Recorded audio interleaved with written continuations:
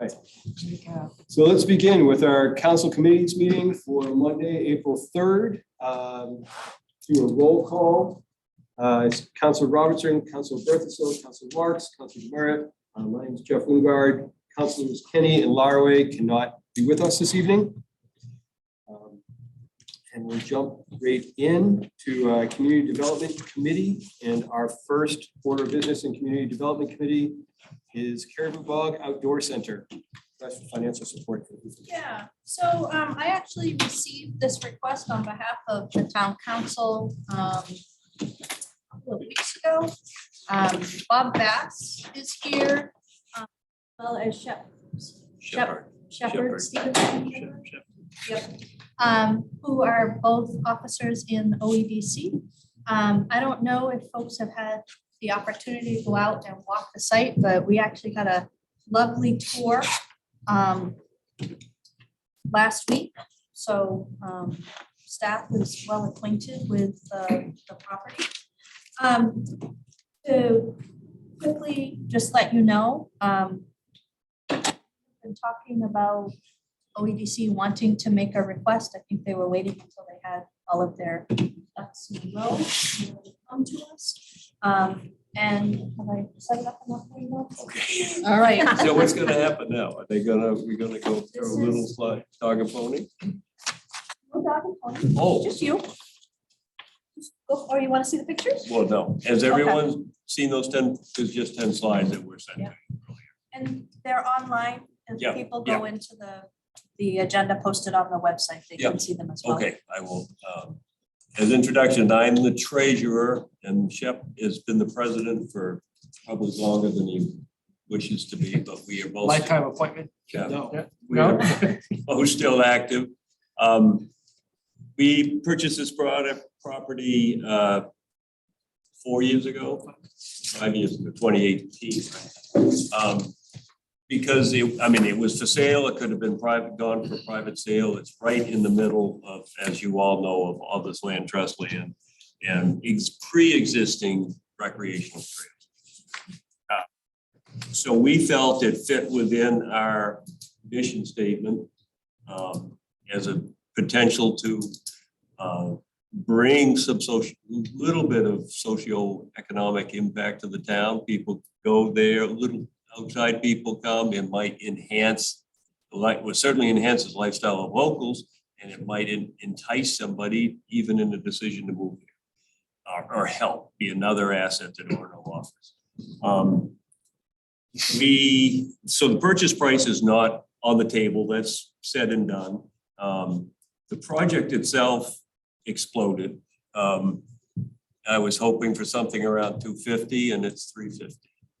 Well, 335, I think is the number it's not 350, but and there's still a wee bit of work to be done in the spring for landscaping. But anyways, our budget right now is 335, 365, excuse me. That's the will on top of that. And we have raised roughly 65 in private funds. That's on top of this 165,000 RTP grant, which actually started at 120. And then I asked the grant administrator, do you ever have extra monies at the end of a grant cycle? And he said, well, apply. So I asked for it, which at the time would have made it about a 50-50 match. The project was around 335 at that point. So anyways, we got a little extra money out of it, but we are short, and OEDC board agreed to invest our reserves in certainly the hope that we would get a good chunk of them reimbursed so we can continue to do projects as they come up, other projects as they come up in the town. To date, we've taken out, I think it's 150,000 of our reserve that we're trying to replenish. I have so I have fundraising sheet or whatever where our donations have come from. Just recently, I have applied for another 3 grants that are all pending. And, if I get one, great. That's 20, 40, 65,000 in total that I've asked for. But that would still, even if all of those came in, we would still be 65,000 short. I mean, and our fundraising is ongoing, is continuing. There's certainly some local businesses that haven't been approved. So my first ask, or our first ask, is for the town to consider a capital campaign donation to this. Eventually, and I can't give you a date, but there'll be a board inside the center that'll list donors by categories and not yet dollar levels, platinum, gold, bronze, silver. And, you know, I think it would be a nice addition to have the town listed as a platinum donor. Not only that, but it's a recognition of what hopefully you all share as the project's value to the town. So, yes, that's. Yeah, actually, I'd like to add a couple of things. I'm not sure how many of you are familiar with the Orono Economic Development Corporation. We've been around for quite a while. We were put in place around 2000 when we had a 53,000 square foot building out in the tech park that was Microdyne. Originally, Heather Blease set it up as phone support services. She had the Microsoft contract, and there were a number of iterations, and it stayed as telephone support. As soon as the town signed the bonds, 3 bonds that were done to both construct and equip the facility, they lost the Microsoft contract, and there have been a lot of up and downs. At one point, the building was going to go dark, and we got a new tenant in that was a horrible tenant. We had lots of pain and suffering involved. We had somebody crash and destroy some of the retaining walls and guardrails and stuff on the connected lots out there. It's been an interesting spot, but OEDC was set up as a straw to basically hold the property, and then we administered basically the lease. We were a landlord, sort of unwilling, but that's what we were set up for. And we eventually found a buyer in Larry Springer. They told us we couldn't sell it. We sold it. We actually made money on it, and it gave us enough money to put us in a position to have a little financial agility to be able to jump on this project when the time came. And really, one of the big motivations which Bob spoke about was the fact that it is right in the center of the Caribou and Jadjawak Bog project that the Land Trust has been working on for years. And it's sort of the diamond at the center in a lot of ways. We're seeing great interest in it, great participation. People are, I won't say flocking to it, but I think we've seen a steady increase in people going there. There still needs to be awareness built. Yeah, we're 50% of the people that go there still go to the old kiosk parking, because that's what they used to when they didn't dare drive down Dago Bay Road. But people are signage. learning about it, and it's a growing process. OEDC has no interest in owning this property long time.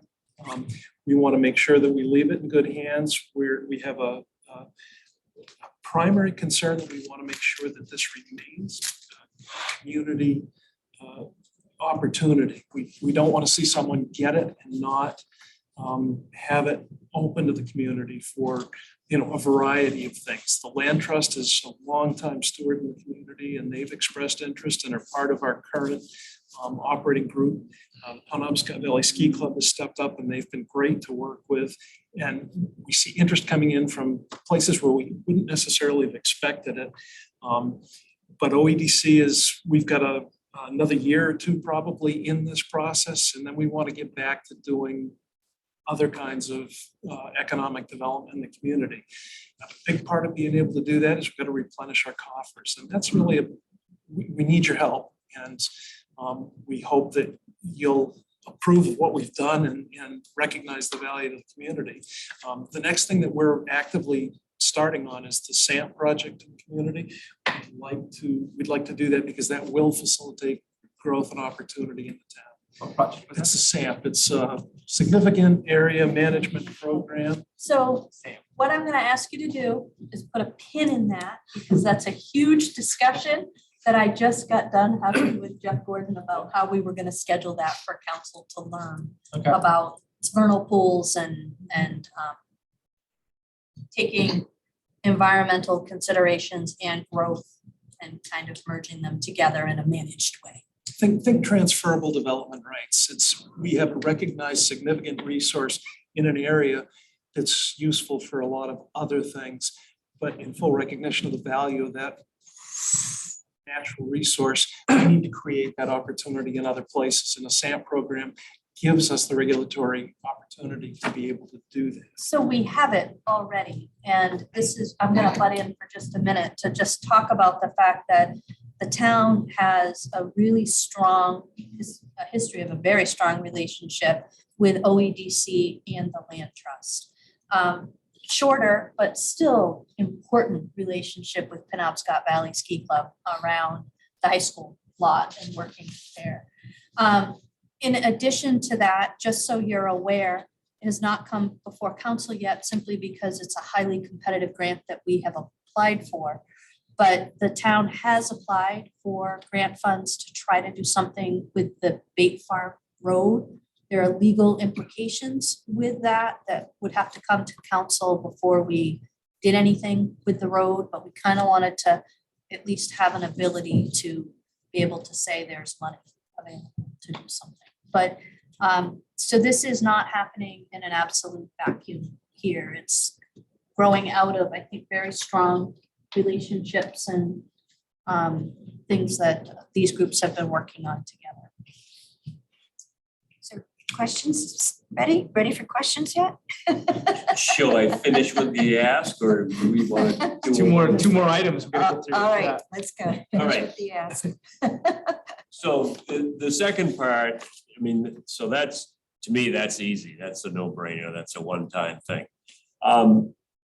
We have significant operating costs. OEDCES is a nonprofit, but unfortunately for us, we're the wrong kind of nonprofit and pay taxes. The taxes out there have been very reasonable because the building's value was $60,000. I had a very brief conversation with the assessor, and I mean, that's gonna go up. I mean, he hasn't visited the site yet, but he ballparked it at 300,000 of value at current or last year's mill rate. That's like $7,200. So to me, that's significant. And you know, if we were nonprofit, correct kind of nonprofit, we would no doubt pay some form of a pilot.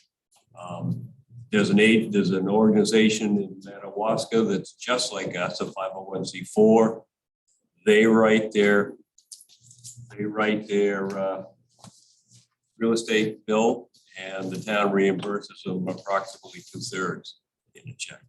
So that's one component. We have heat pumps, which are very environmentally sound and costly in January. My best guesstimate based on, I ran heating days. Oh, you like that, Rob? I use a little percent. Anyways, that's probably gonna run us $4,500 easy.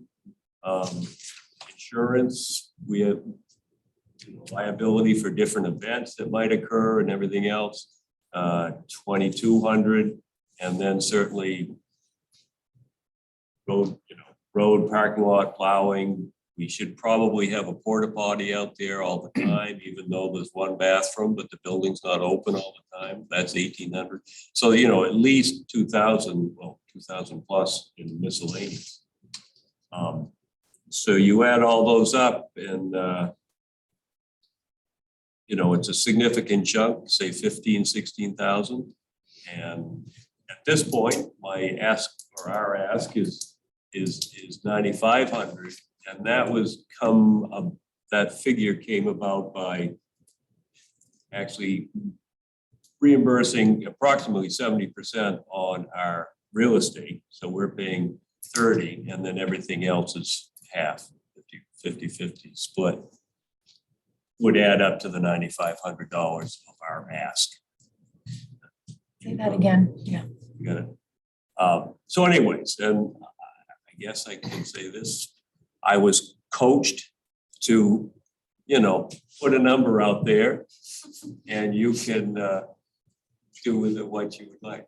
But I think, well, and I could, in fairness, I could phrase that this could be something looked at either annually or in 2 years or something where we can't charge trail pass fees because it's a land trust and that's against, they don't do that. So we are going to set up a friends of, not a membership, but Caribou Bog Friends. We got to try to get some operating revenue in. We're also, we'll have events. Eventually, we have to figure out against the legalities of insurance and price. But it's a lovely venue. It could be used year round. Somebody could even, you could almost do a wedding out there, whatever. So that will be another source of revenue. But that's got to build up, and certainly for a year or two, we're going to be. You skate in that bog too, right? You can skate on that pond, and we did do it on the Sunday Fun Day. Yeah. Thanks to Bucky Owen out there snow blowing the damn pond. There's a lot more than just trails and skating. The passive recreation values are huge.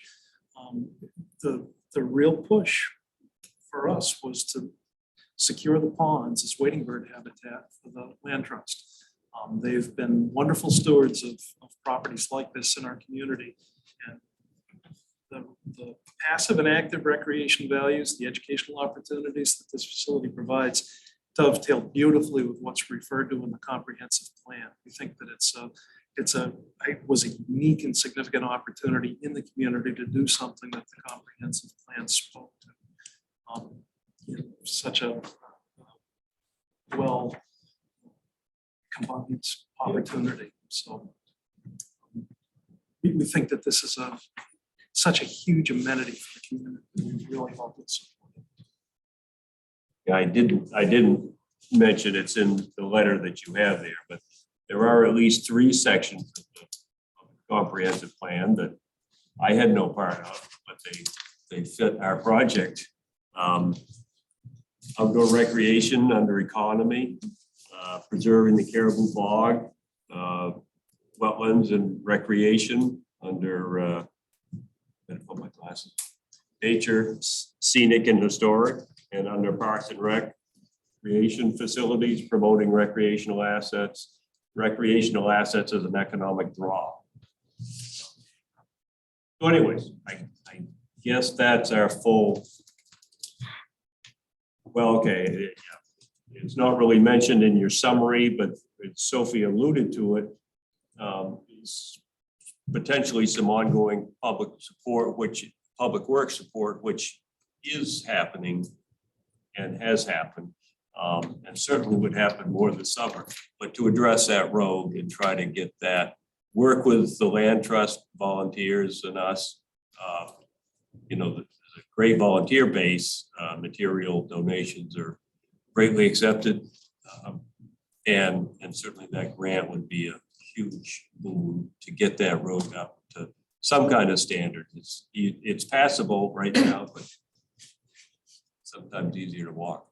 So we don't need traffic calming measures then, right? I mean, that's kind of we've been having a lot of neighborhood discussions about traffic calm, to slow people down in some parts of town. No, Fix the roads, that's yeah.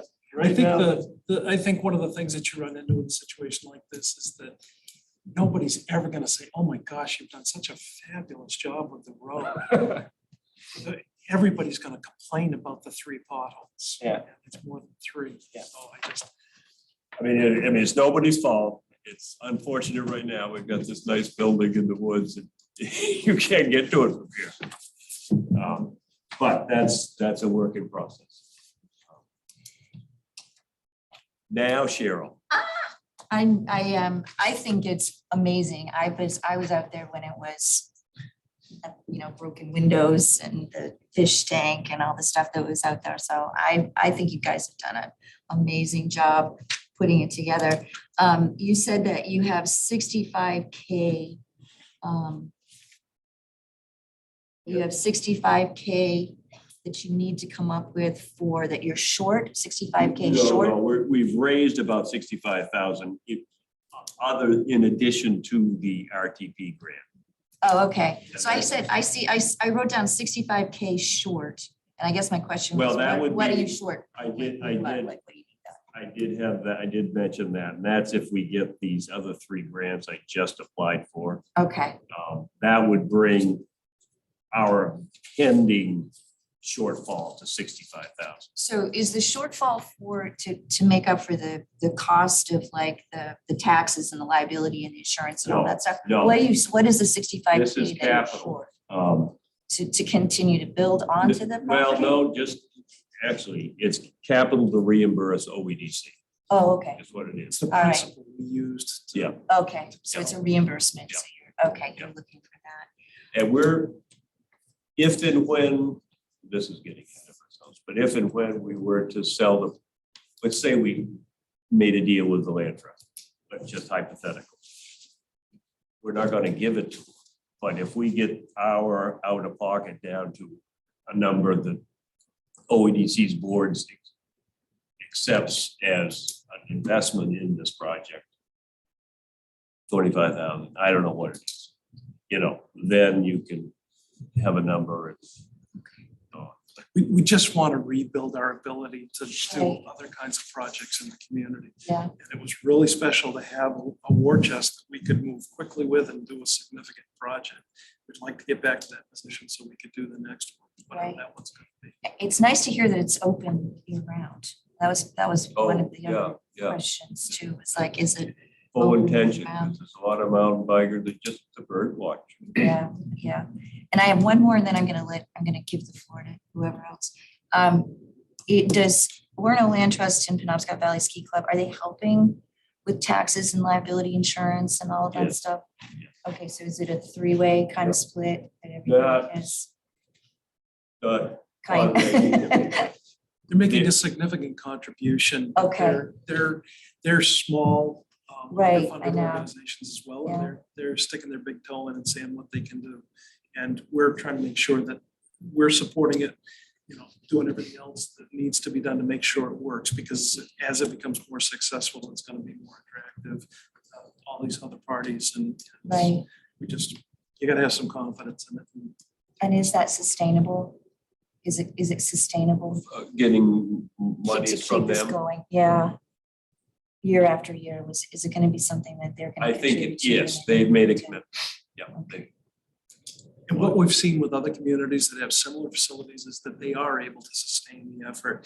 And we think that we have as good or better facility than a lot of the other organizations that are doing this. And Right. it's not going to be without a little trial and error. And we still have money available, but we're trying to be as proactive as we Yeah. can. And get it moving and kind of get it out of the nest.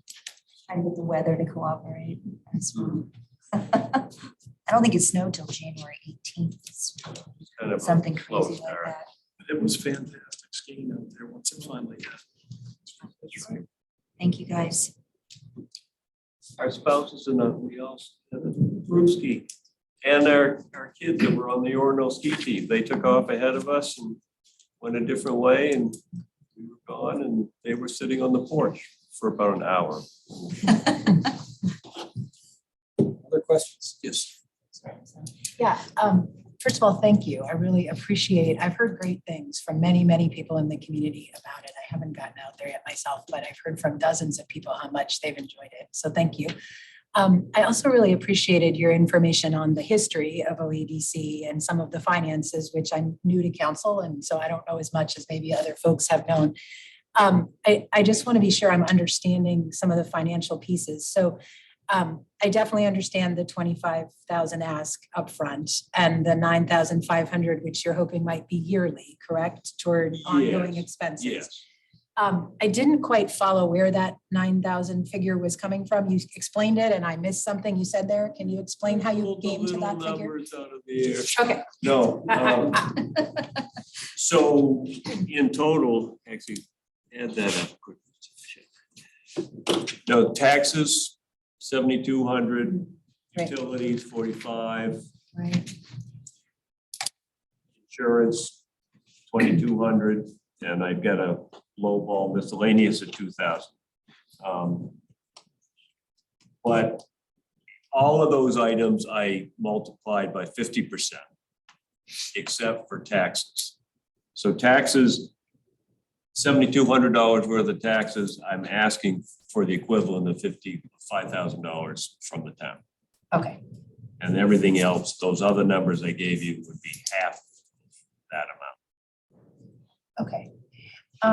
And then you just clarify a little, or maybe Sophie can for me, I had seen, the porta potty I saw was also listed on one of the lists we had, but you're not asking for the full cost for that. That's just one of the things that you're Well, hoping that we could- cover I the guess that's 50% rolled of? Is that- into the miscellaneous Okay. 2,000. Okay, Yeah, I think the thought would be that we would be giving a donation, right, which would cover all of the town's costs associated with this. Right. And it would just be a budget item in the Parks and Rec. yeah. And then finally, can you explain a little bit about the road? Because that was also listed as one of the 4 items on the letter. And I get it that there's a grant and it's probably really expensive and all that, but I feel like I need some sense of what's going on with that and the road. So roads are a legal hot potato for municipalities. And in the municipal world, there are public roads that you accept, that we put money into, and that we are required by law to maintain to a certain standard. There are roads that we have owned and have been public that we go through a long process to discontinue, which have a whole other set of legal requirements there. This particular road is an easement on town property that the town has never maintained. So it's not a road.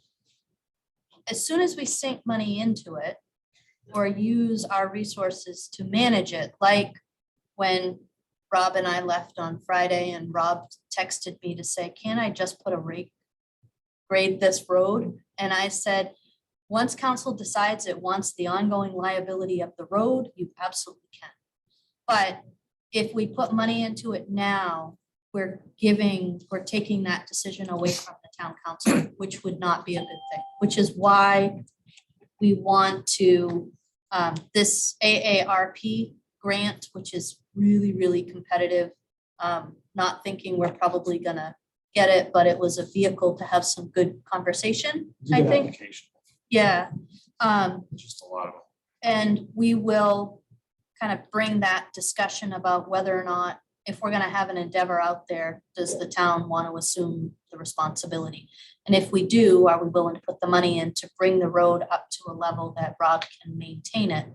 Because once it's ours, potholes need to be filled and it needs to be plowed during seasons, and it's not just because it's a good idea and people will like it, it's because if they don't, we own mufflers and tires and front ends. And so the cost on any of those things right now is just imaginary. We have no idea how big any of that could be. No, well, we have Rob. That's what I'm And curious. Do we Rob have an has- idea of how big that could be? The grant application was for about 25,000 to Okay. bring the road up. Okay. And then ongoing maintenance would be depending on how that project goes, but But up to standard is still a gravel road. it would be, gravel road. And how does that impact your facility if the road never changes? Drastically. No, I mean, people would use it. I think utilization would not be what it could be. It probably would deter from somebody wanting to have an event out there, I would guess. Certainly, as there has been in the past, is ongoing volunteer work to try to upgrade it. And I Or your annual maintenance costs could go up to pay to have the road graded and re-graveled. It potentially takes money away from other economic development projects in the community. and we don't own the road anyway. We have a right of way, so. Because it's not all road. It can be a road. Yes, you have an easement, not a right of way. It's a driveway that happens to be on town property. Okay. That the town has given an access easement. Right. And currently you've asked for 25,000. That's what you would love to get to do what you'd like to do to the road if the grant came through. And ongoing maintenance of the road after that, do we have any sense what that might cost? That becomes obviously dependent on weather and all those sorts of things. I mean, $3,000 or $4,000 a year maybe. We put a little bit of gravel on it each year. We grade it a few times a year. So. Nothing How too far down that crazy. road do you plow right now anyway? That's the landfill, isn't it? We plow, so it turns from, when you veer to the left toward the landfill, Right, it becomes Putnam Road. okay, And so right when you veer to the left is where you stop. okay. So they're right there, and So just push it down that way. it's a better place to turn around up where it are. I'm curious, so thinking about this facility and a porta potty outside, it's like there is a bathroom inside. What's the current model of when the building is locked and how accessible that is to members of the public and some of the Right. community norms around use? and Yeah, processes? that's another work in process.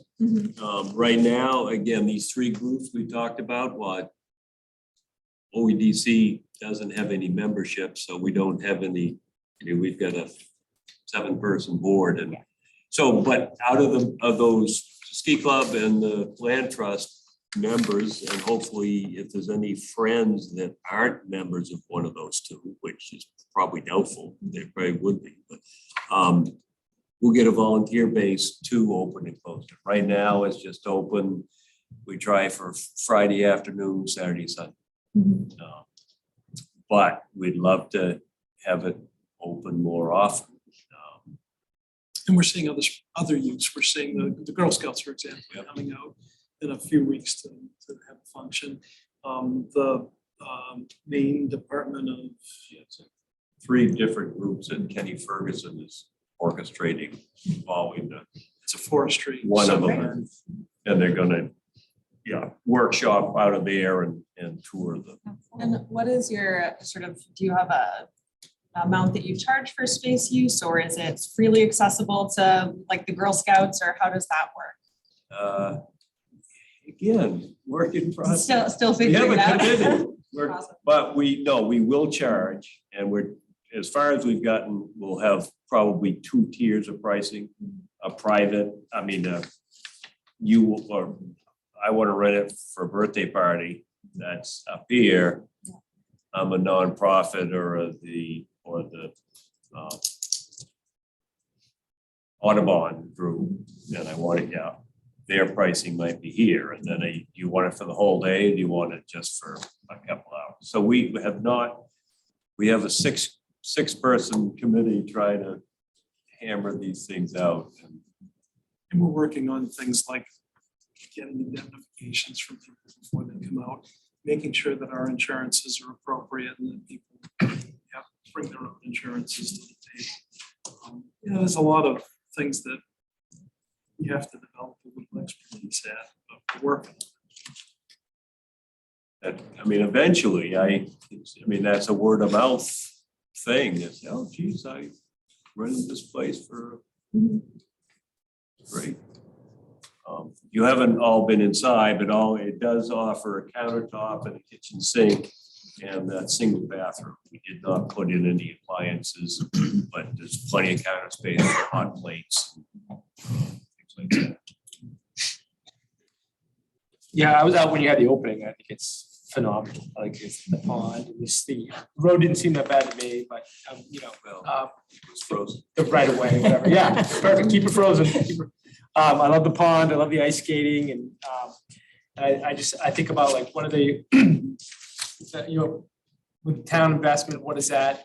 Is if it's when it's eventually sold to some other, there's the land trust, or how does the town access continue to be prioritized? That's one of the things that we're truly concerned with, and we want to make sure that we make adequate provision in whatever sale we want to try and we'd love to work with the town on that to figure out what mechanism might be appropriate. Yeah. Because it's really, it's all done with the idea of being a community. Right, you don't want to be driven to have to get the highest dollar possible, so it goes to someone who's not gonna have to. Well, and just so you know, I mean, this question has come up before. You know, I give you money and then who's to say OEDC doesn't sell it to a restaurant? Well, we can't because we have federal money. Yeah. 165,000 of federal money, so. Yeah. And I mean, we can appropriately restrict it in a conveyance. Yeah. We can put language in there that would tie that up, but we're not in a rush. Yeah. We're not racing to do this. We're trying to do it well. Mhm. And we have put a little additional money in as we got near the end of the project to try to do a few things that we hadn't expected to do, but increase the value of the project.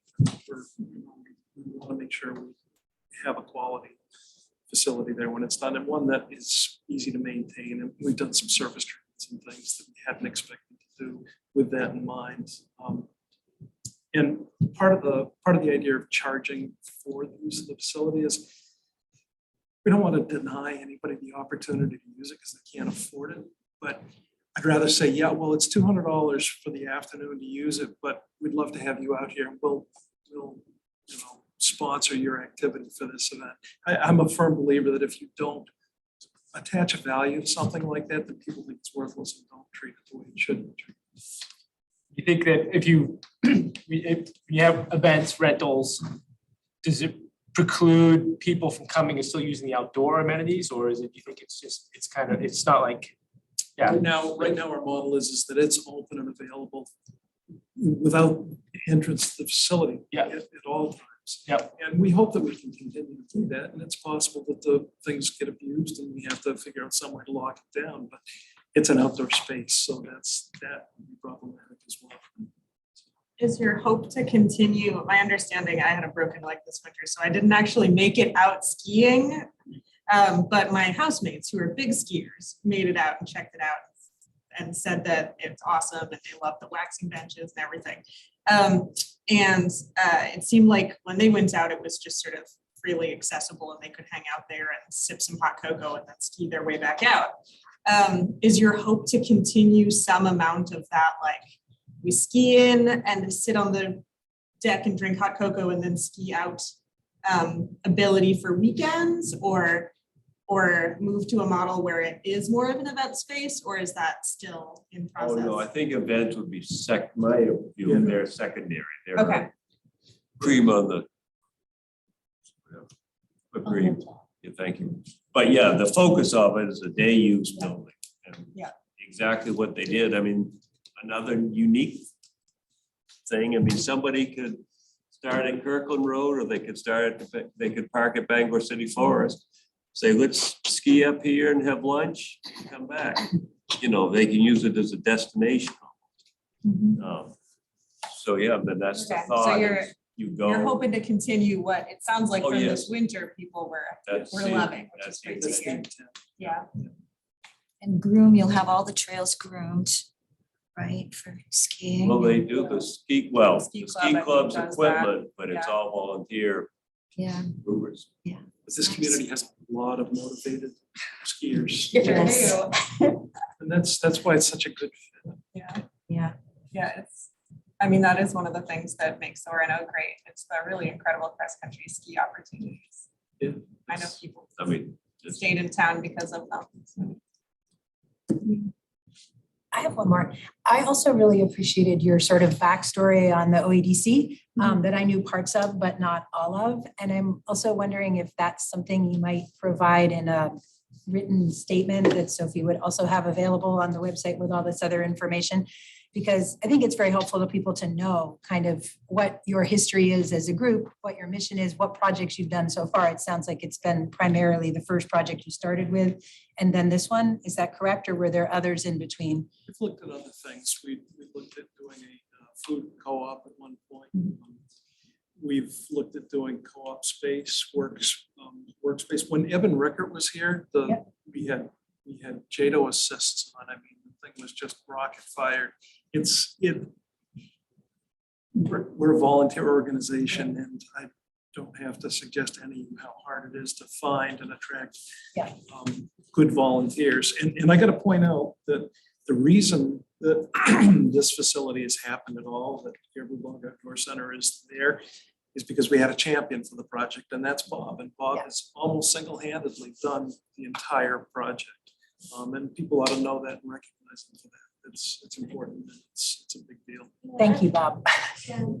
I wanted to add one thing, because I think just a bit of the history and also maybe a bit of what you shared with us about like what you put into the project already wasn't entirely clear to me on the papers we had, that you guys invested your own capital in that, and that part of that is getting that back for future projects. And also just a list of who's on your board, because like I Googled that today and I couldn't find it all. And I think some of that would just be good information for the public to be able to see as they're understanding kind of what the relationship has been and might be between the town and OEDC on this project. Does that make sense? Sure.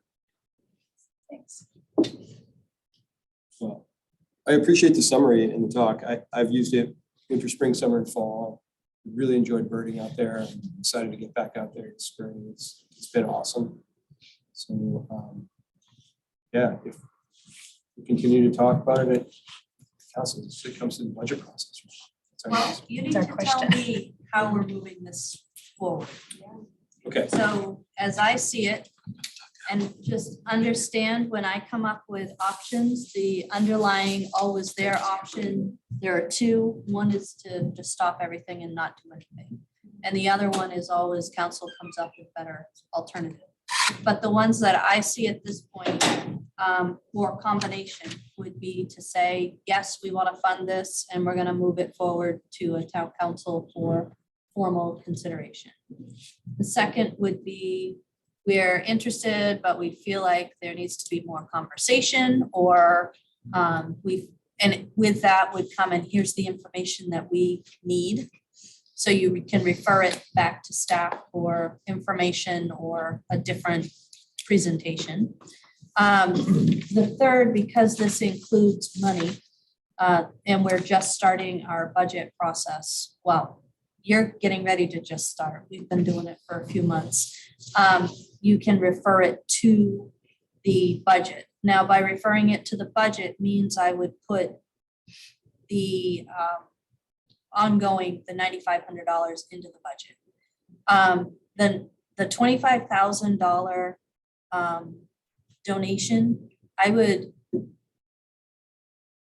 that would not normally not live in the budget. That would normally be a separate decision that council makes, that we would take from, ultimately it comes from fund balance, but for the process, we would likely take it from the overlay account, so it just wouldn't sweep to fund balance. My only concern with that is we have already overspent council contingency with the idea that we're probably going to do a budget adjustment from overlay. We overspent council contingency for the salt effective well settlement. So I'm a little bit nervous about, I can't run overlay in the hole. That has to stay in the plan. But we could just make a direct expense from fund balance, if that's what you wanted to do. And it sounds like we have money, but then we also have the road issue. So work that into something as well, because the road is another separate kind of The issue. road is another separate kind of issue. If that is direction that we got, that council was willing to take on the liability of the road. So once you take it on, you have it forever. Even if you discontinue it later, there is still a forever component to it. That becomes an infrastructure, capital infrastructure request that we would probably not put grant funds against, simply because it is so unlikely that we're going to get the grant. We usually only show grant funds in a budget if it's a project that we would only do if we got the grant, or if it was a known grant, like Rob's DOT grants, we know we have them before they show up in the budget. What, because I'm not looking at the budget numbers in front of me, what percentage change would this be to the Parks and Rec budget? 9,500. No, I don't do math on the fly. Give me just 1 second. Yeah. Talk amongst yourselves for a minute and I can give you a precise answer. Did you make it out skiing to the new ones? That's nice. Current I think budget it's or beautiful. projected FY '24 budget?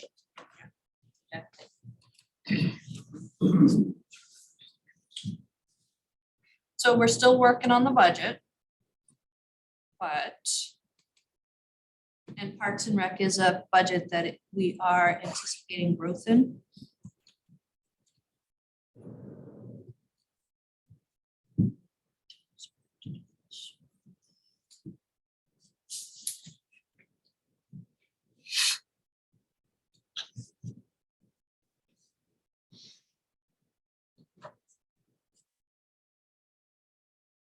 So general Parks and Rec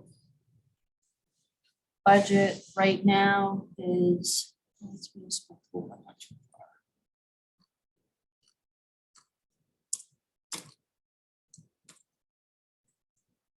179,000.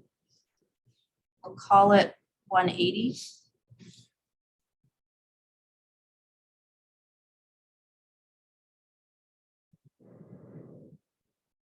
So maybe 5.3%.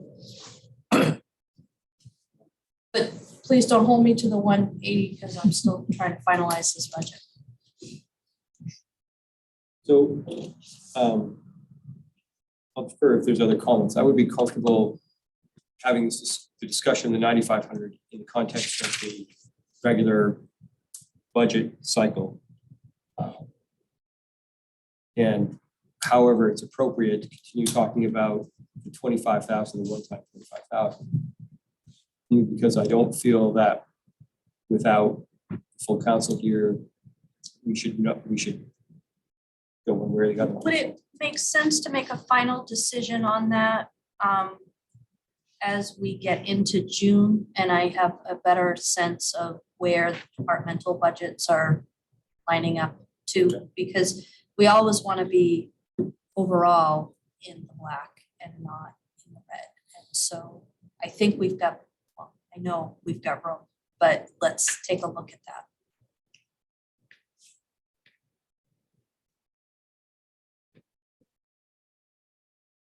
And so that would have addressed the 9,500 and the 2,500 capital donation that's being asked for. But it wouldn't, sorry, 25,000, yeah, pardon me. But that would not have addressed the 25,000 about the road. Yeah. Right. That's still an outstanding, where are we gonna ever talk about that question? Yes. So the question is, do you want me to add the $25,000 into the infrastructure budget for you to discuss during the budget process? I almost think that would be a little bit like putting the cart before the horse until the grant comes back with the yea or nay and. Okay. I support making it somewhat contingent on grant availability too. What is the grant timeline, Sophie? So the grant went in Thought we were gonna get, mid-May, I think I heard Yeah. May, by May. yeah, it's gonna be, And it's a grant that has to be spent fairly quickly. it was a quick turnaround, it has to be spent by November, so we would have to expend the funds this summer, so.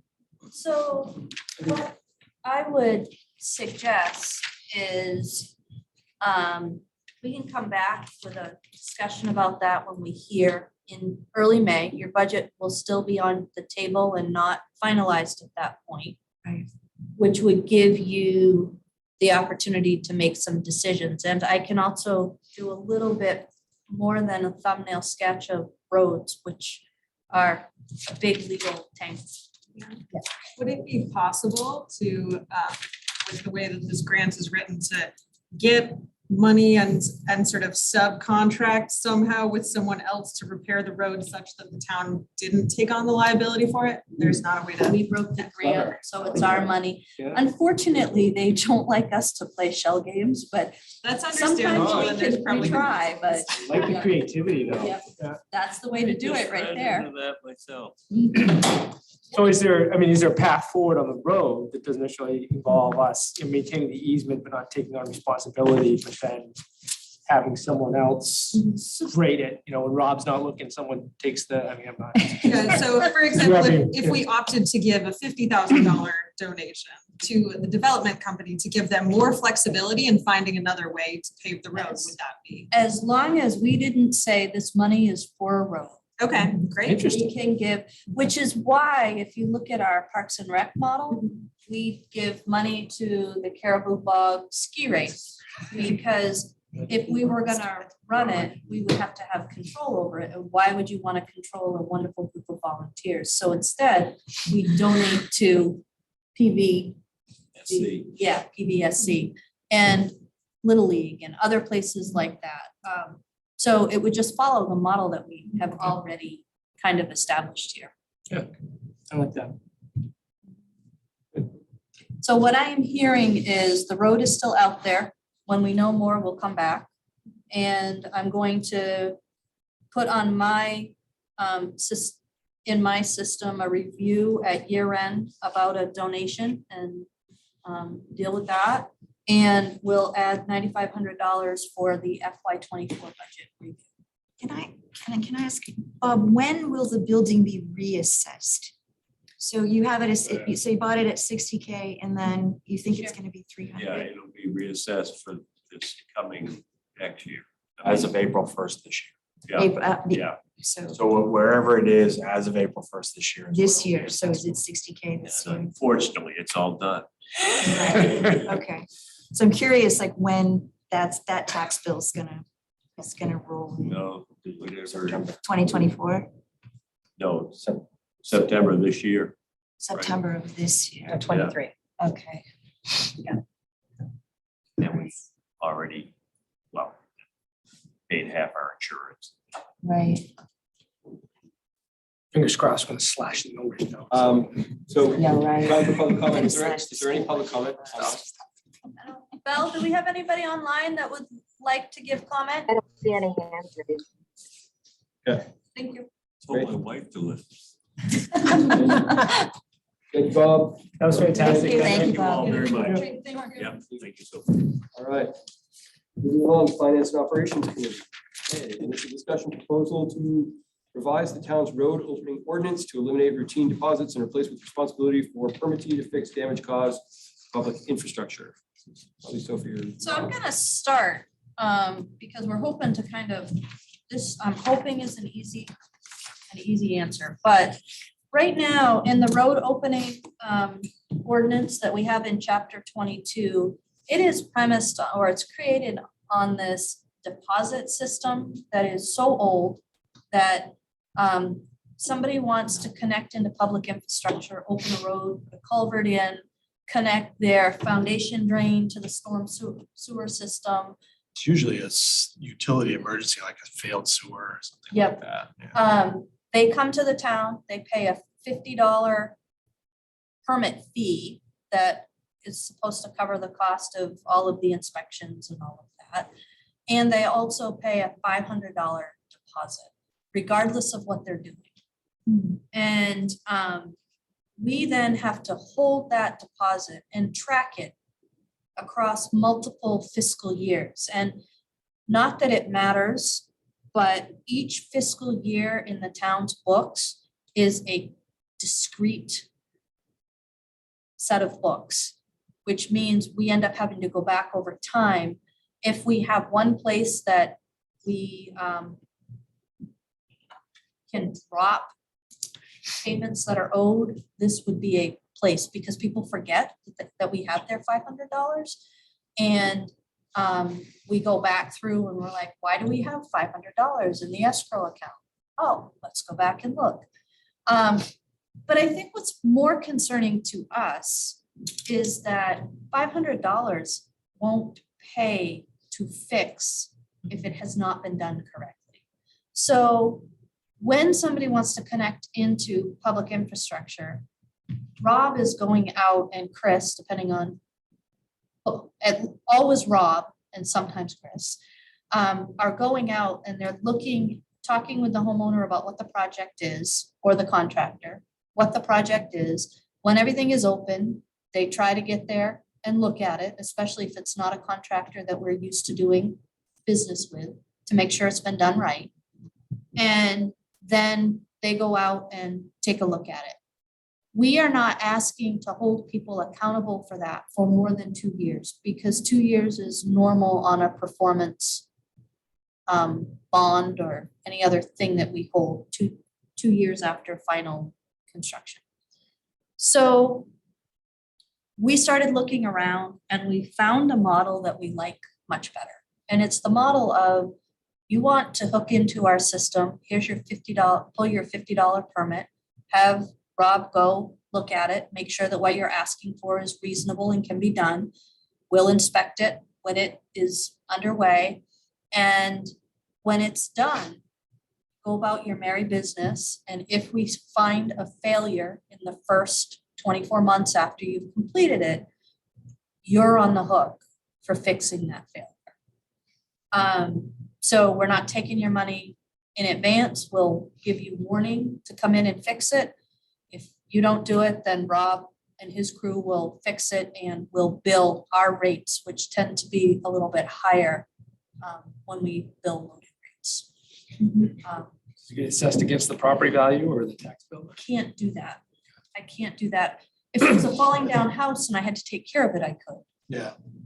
If I look at the worst case scenario where the permit holder was just completely negligent, we'd probably end up in small claims court, something like that. It's probably $2,000 or $3,000 thing for a patch in the road or something like that.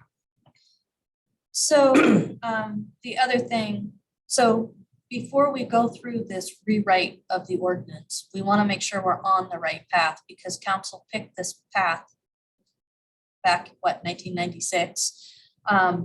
And we don't want to shift it without knowing that in concept, council's fine with that. Now, when you go back and you look at the whole utilities ordinance, it needs a major rewrite. We are not suggesting we get into that right now, simply because we do not have the bandwidth to address that right now. But if we could address it sooner rather than later, it would allow us to perhaps not hold those deposits for this construction. Kind of. When people do this work and they hire outside, like what you're saying, can they ask that this work be guaranteed from the people that are doing it, so that if there was a mistake, if there was something that happened, the contractor would be liable and not the homeowner? So that comes, so it's the permit holder. Okay, So I will tell you, when I pulled a road opening permit to connect my perimeter and sump pump drain to the storm sewer system, just wanted to be legal. I didn't actually pull the permit. It was actually pulled by by the people who did the work. I had to contact Rob and let him know that done. Yeah, it all boils down to who the permit holder is. Yeah. So if a resident doesn't want to take on that responsibility, they can ask the contractor to carry the permit.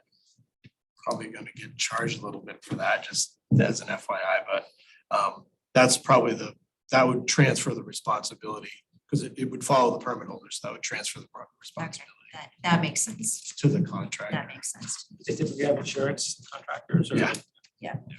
Right, it is these days. And if you went out tomorrow and just dug a hole in the road and walked away, you would be liable for that damage. So that it's not all of that different. You're just doing it in a planned way. So liability for the repair still falls on the person that created the hazard. The intent of the $500 was always to just sort of kind of keep people honest. And I guess in 1996, would have been close to what the cost would be to repair something like that for the town. Today, if, even a simple cut across the sidewalk, we're not gonna fix it for $500. So, and it's really kind of, to me, the worst part of it is the burden that it does put on the resident. It's just usually it's sewer backed up in somebody's basement. You're talking to them on the worst day of their week, year, maybe, whatever. And Maybe $500. we're gonna throw on this $500 that I'm gonna keep for 2 years to keep you honest. It's hard to. Yeah, that doesn't make sense. And like I said, it is a burden for administratively too. Some of these carry over 3 fiscal years, depending on when the permit is carried. So it's just a change I've been trying to get done for a while. Any other comments or questions? So during in the model, the way things are currently, if there is an issue, is it the town's liability to be fixing that, or it's still their liability to be fixing it? It's still the contract. It's still the contractor's Yeah. liability in the way that things are today, and we're holding their $500, not really. More or less the kind Right. of hold your foot to the fire essentially. Okay, great. And because the ordinance says we have to, so we Yes. don't get to decide what ordinances Yeah. tell us to do, so. Is there a timeline on, you mentioned if the permit holder didn't fix it, the town would have to go in and fix it? Is there, in the way you would rewrite this ordinance, some kind of time frame people get to fix it if an issue is identified, or how is that handled now? I'm just curious how that timeline plays out. So we purposefully don't write a specific timeline because it really depends on what the issue is. If something is collapsing and creating an environmental risk or a public health and safety risk, we're probably not going to give them as much time to get it done. We always give people the opportunity to give us a plan. So we look at whatever that plan is versus the risk that we Yeah. see. If it's And- presenting an immediate hazard, we're probably going to address it Right. now. And then recoup expenses or whatever we need to do after that. It all depends on time. So, when we, of course, later in the season that we get, the more, the tighter I am on the time that I give people to make repairs. Because winter's you can't coming. get asphalt after, usually after Thanksgiving. So if you're digging in the first week of November, my timeline for your repair process is tighter than if it's June. So having that flexibility to work with residents and contractors, it helps a little bit that way too, so. And the way it's currently written and the way it would stay, you have the flexibility to do that, to say to the permit holder, here's how much time you have to fix it, or sorry, we already fixed it because it was that much of an emergency, basically. Yeah, Okay, so you have that and flexibility. we may ask for a permanent fix in whatever's reasonable, 15 days, 30 days, 45 days. But we would write that, we would put that in writing. You have it and you would maintain it, right? Yeah. Okay, thank you. I would also assume it doesn't happen very often. It really doesn't. But you have to Most of the ask time. every single person for the $500. Yeah, most of the time, like I just reviewed 2 this week where we just released the full amount because the patch that they did 2 years ago is fine, and Got a gift. because we try to keep a close eye on it, and if there's deficiencies along the way, we'll ask them to fix them, and usually people want to do the right thing, they're responsible, so very rarely do we have somebody just be completely delinquent on it. I think it sounds like a great idea. I don't know how the rest of you feel, but like thumbs up, this sounds like a good idea to me. All right, before we move on, are there any comments online? Nobody has their hand up. Okay, thank you. And I just want to clarify, you're fine with a strategic, very targeted, knowing that we'll come back. But we're not rewriting the entire thing. Can we come up with a cool name for it though? That's your job. All right, moving along, public safety building assessment contract. Okay, so this is a little bit bigger. The town back in 2021 met with public safety, council met with public safety staff and heard about real concerns with our, what we all like to think of as our new public safety building, but it's well over 20 years old. So as part of that, we then went through a budget process where we allocated money to do an assessment. And we went through this process where we did a request for qualifications. That process had two top contenders. They were separated by, I think, 2 points, and the committee was actually completely split. There were 4 of us, 4 or 5 of us on the committee. 3 wanted one and 2 wanted the other. And so it was a tough decision to get to hiring Port City. We brought that contract to council. It was approved. And we negotiated a contract with Port City. The work did not meet our standard in terms of, although we thought we were really clear in the RFQ and in the scope that we approved with this group, they were really focused on building a new building. And that is not what we wanted. What we wanted was an evaluation of the current building. There are systems issues in there. Chief, just because he's here, when it's cold outside, it's really cold in his office. And when it's hot outside, it's almost unbearable. The dormitories are almost unbearable. Downstairs for our sergeants in the winter, we were pushing that at 52 degrees. We've worked with our insurance company for space heater to be able to use space heaters, which is not ideal at all. So we knew we had issues there. Rob heads up facilities as the Public Works Director. Facilities reports up to him. And they spend quite a bit of time and energy. So when we weren't happy with Port City, we met with them, we called them, we gave them notice of the reasons why we wanted to terminate what was a $35,000 agreement. We reached an agreement to terminate amicably, and we paid them $14,640 and have an initial assessment. We then reached out, as our procurement process allows, to the second place person or firm. It's a firm that we have a lot of experience working with. Port City architects run an engineering process. Sebago engineers run an architectural process. It fits into, I think, the systems that we've seen council want before, which is a very clean evaluation of what the building deficiencies are and ideas for how we might address those in kind of 3 different buckets. It's the same company that did the Webster neighborhood survey, and if you recall, they kind of put out there what all the issues were and then gave us the inexpensive things or the most important things to address and kind of tiered them.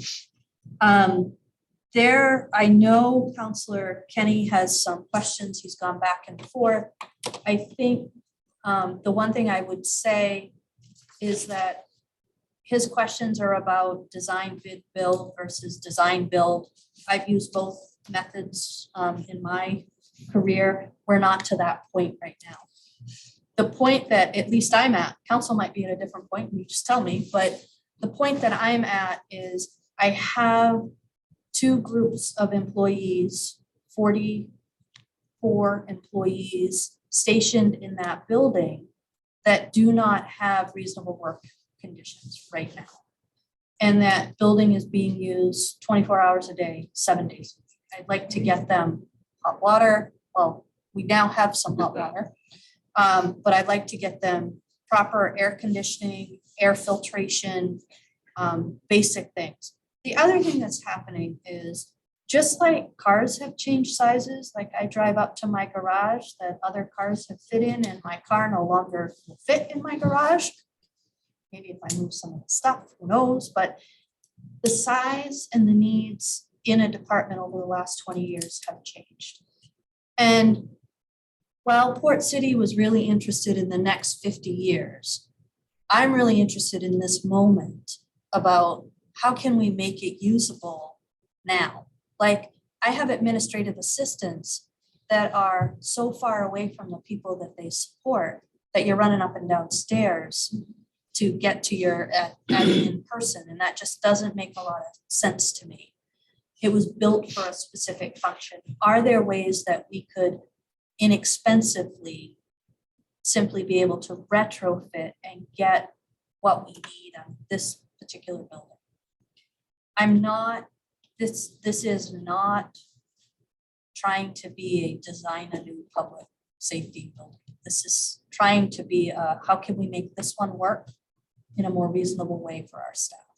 So Rob has been the one negotiating with Sebago. Do you want to quickly walk through the scope? Yeah, so the scope for this project would, the goal is to work within and to understand what the existing conditions are and what the needs are. So they'll come up and meet with us, and then meet with both the staff from both the police department and the fire department in what they call programming meetings, where we'll identify what the needs of the department are. Independent of, regardless of what the facility is right now, if this department, we're building a building, what are the space needs, what special rooms do they need? You know, you think about gear washing, that kind of stuff. Do they need more water than a typical residential home? Yes, of course. How much? All those sorts of things will get assessed at that point. Then they'll take a look at the facility. So they'll take a close look at all the building systems for code compliance first. But then also they'll take a look at all the major systems. So roofs, electrical, plumbing, HVAC, all the typical things that you would think of in a building, and assess their current condition and what improvements are necessary, what improvements would be required to meet the necessary right now because the HVAC system is going to fail, or the data cabling can't carry internet to the third floor, that kind of stuff. And then what's necessary to keep the building operational moving forward. So HVAC upgrades, electrical upgrades, those kinds of things. During that systems analysis, they'll also take a look at the energy efficiency of all the systems that we have. Maybe it's, you know, the windows, the insulation, the methods we use to heat water and treat the air, those sorts of things. And then they'll generate a report for us that tells us all those things. So they'll give us a report that tells us what we have, what the existing conditions are in the public safety building, what the needs of the both departments that occupy that facility are, and identify what the discrepancies are, where the facility isn't meeting the need for today's use. Also included in that will be a planning level budget for some, I guess what you would call low hanging fruit, for things that improvements that need to be done immediately or could be done immediately. They'll talk about ways that we could potentially reconfigure the building to meet some of the needs, and then obviously address the glaring issue in that simply both these departments have outgrown this facility. And so we'll talk a little bit about potential solutions. But the first phase of this project will be that report that I spoke of.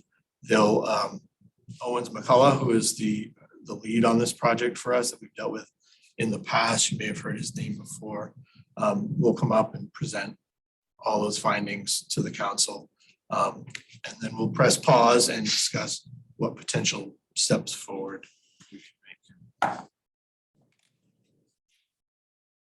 When we did our baseline energy assessment, public safety building wasn't part of. We left that out was because we were in the midst Because of of this. this. Yeah. Okay. We were supposed to get that with Port City.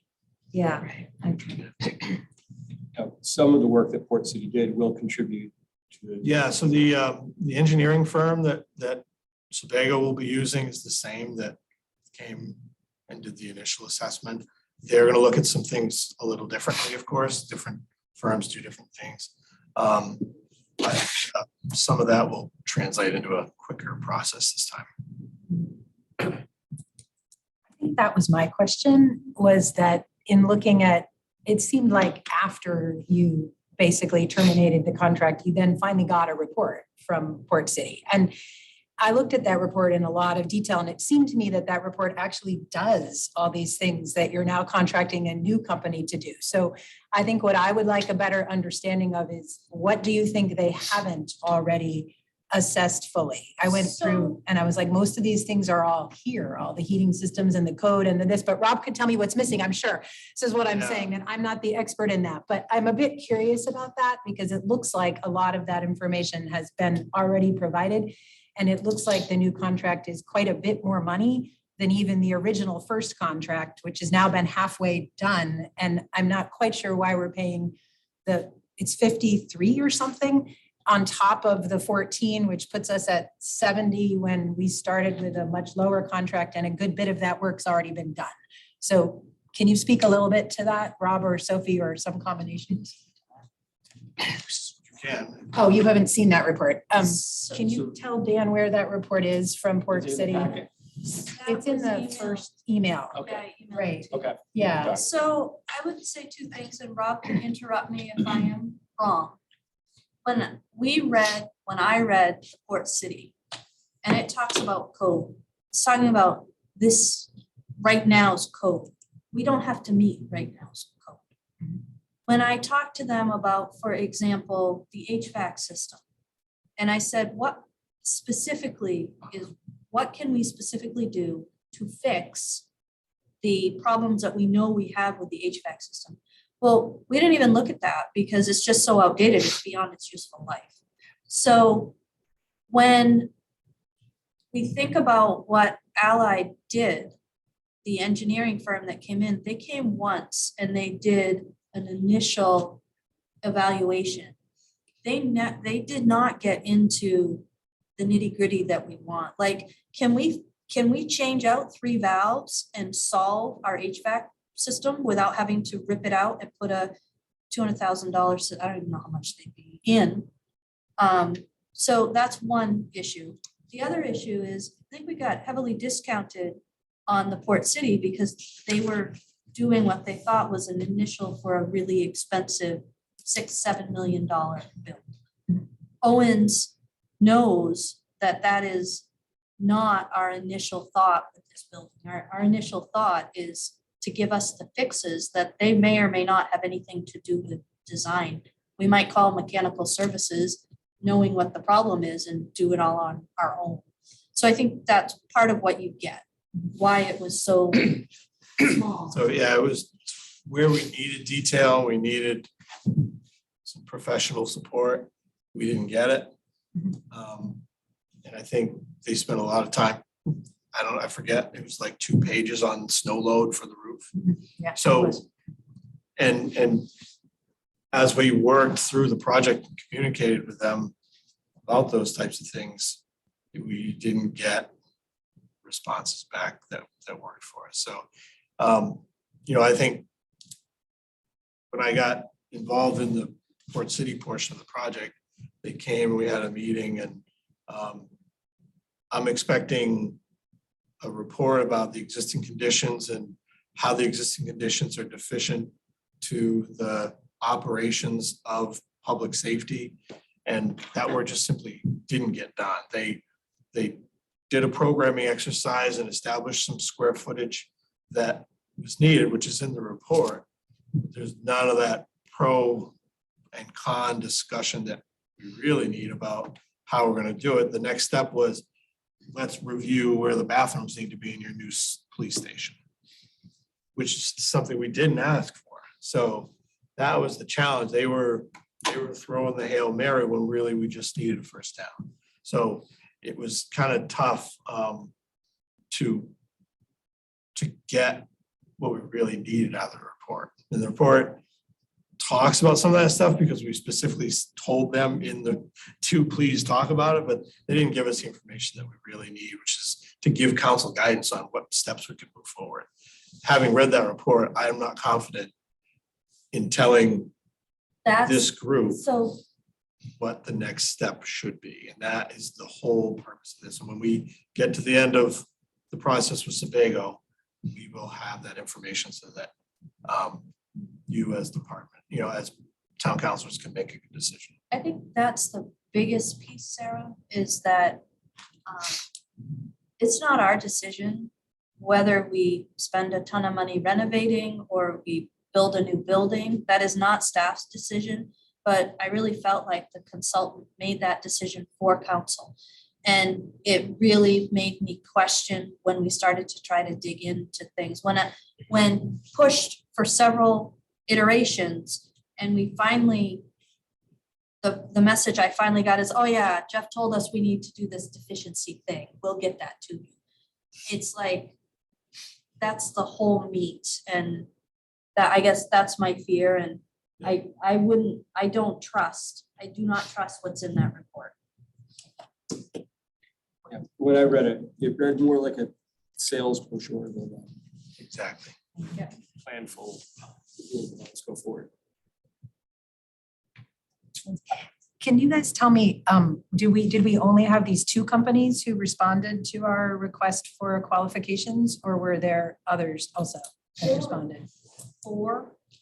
The other 2 were not even close to in the running. They were like first, second, third, fourth. And one of them is doing the community facilities assessment for me right now. And given the struggles we're having there, I would not recommend this. So one of them is the company already assessing our other facilities. Because that was my actual next question, which is, it seems to me that it would be more helpful to have the same company assessing all of our buildings, because if we're about to talk about how we moved 28 pieces around and now we've added however many other pieces that need more space, I'm not sure. I hear you that you don't think they're good, and I haven't been part of the process, I but wouldn't say without knowing good. that. I said we're having current struggles. It's a good firm. Right. But the other thing I would just say is different firms they put together partnerships and they work with people based on what their needs were at that particular time. Yeah. I would also argue that where we are in the community facilities discussion is much different than what we're asking for here. Yeah, What we were looking for was some outside assistance, getting community feedback and meeting with stakeholders without any preconceived notions, which was really important. And also high level code kind of stuff, that high level facilities piece. And Haley Ward had done the initial Keith Anderson inspection at a heavily reduced rate for us, heavily reduced, almost voluntary. So I think and I would also say the facilities, the public safety went out to bid first in 21. The other one went out to bid in 22. And our procurement wouldn't say that we could give people points or extra because they're doing work. So we had to look at them as separate. You have to try to think Sebago didn't put in for that one because they didn't have time in their calendar at that point. So you'd have to write a new one if you were going to have a different set of criteria. But just apart from that, I guess I still do have a question where it seems like we have space concerns going on everywhere. So how do we get those different reports and companies talking to each other about that? Or how is that going to be on us I to think decide? that's- We're going to have to I put think that that's together our and be job, like, Sarah, what if we because- moved this here that they're not going to speak about? I So- do think you're dealing with two distinct things here. You're not gonna move the land trust to a place in the public safety. And we're not gonna use the public safety building for community activity, and we're not gonna Right. move public safety outside of the public safety building. Well, what I think though is that sort of ignores the building we're sitting in, which is right next to the public safety. And at least in the first report that came back, there was suggestions about expanding this building as part of public safety, which I know you're not looking to build a new building, but it's not crazy to say, police could move over into the bottom half of this building if those people had somewhere else to go, right? That's still in close proximity and still with, so I don't think it's impossible that there is overlap between those two discussions. Do you think that's impossible for there to be any? So I'm not suggesting anything is impossible. I am suggesting that when we looked at the community buildings, we were looking at buildings that did not have core municipal functions that were supporting staff every day. And, there was a time when the police were in the basement of this building. If you split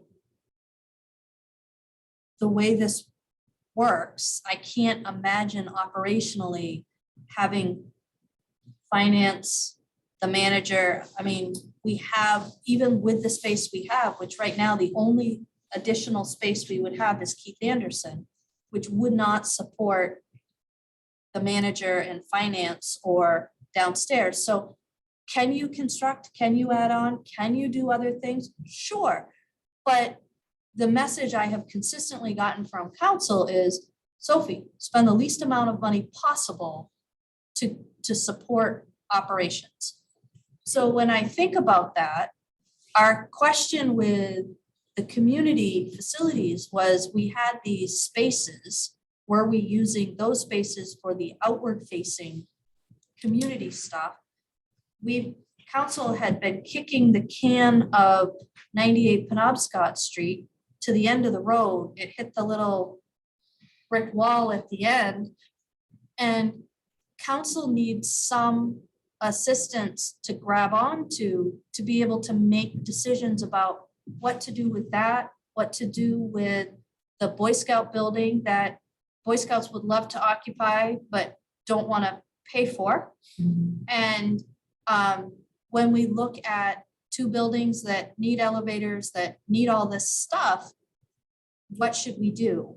It was less the exercises, more about what does the community see for need? The other thing I would just suggest is perhaps doing it immediately following a pandemic when everything was shut down and you're now trying to gear back up. Might not have been the best time to do that, but we're getting a framework from which we can make decisions.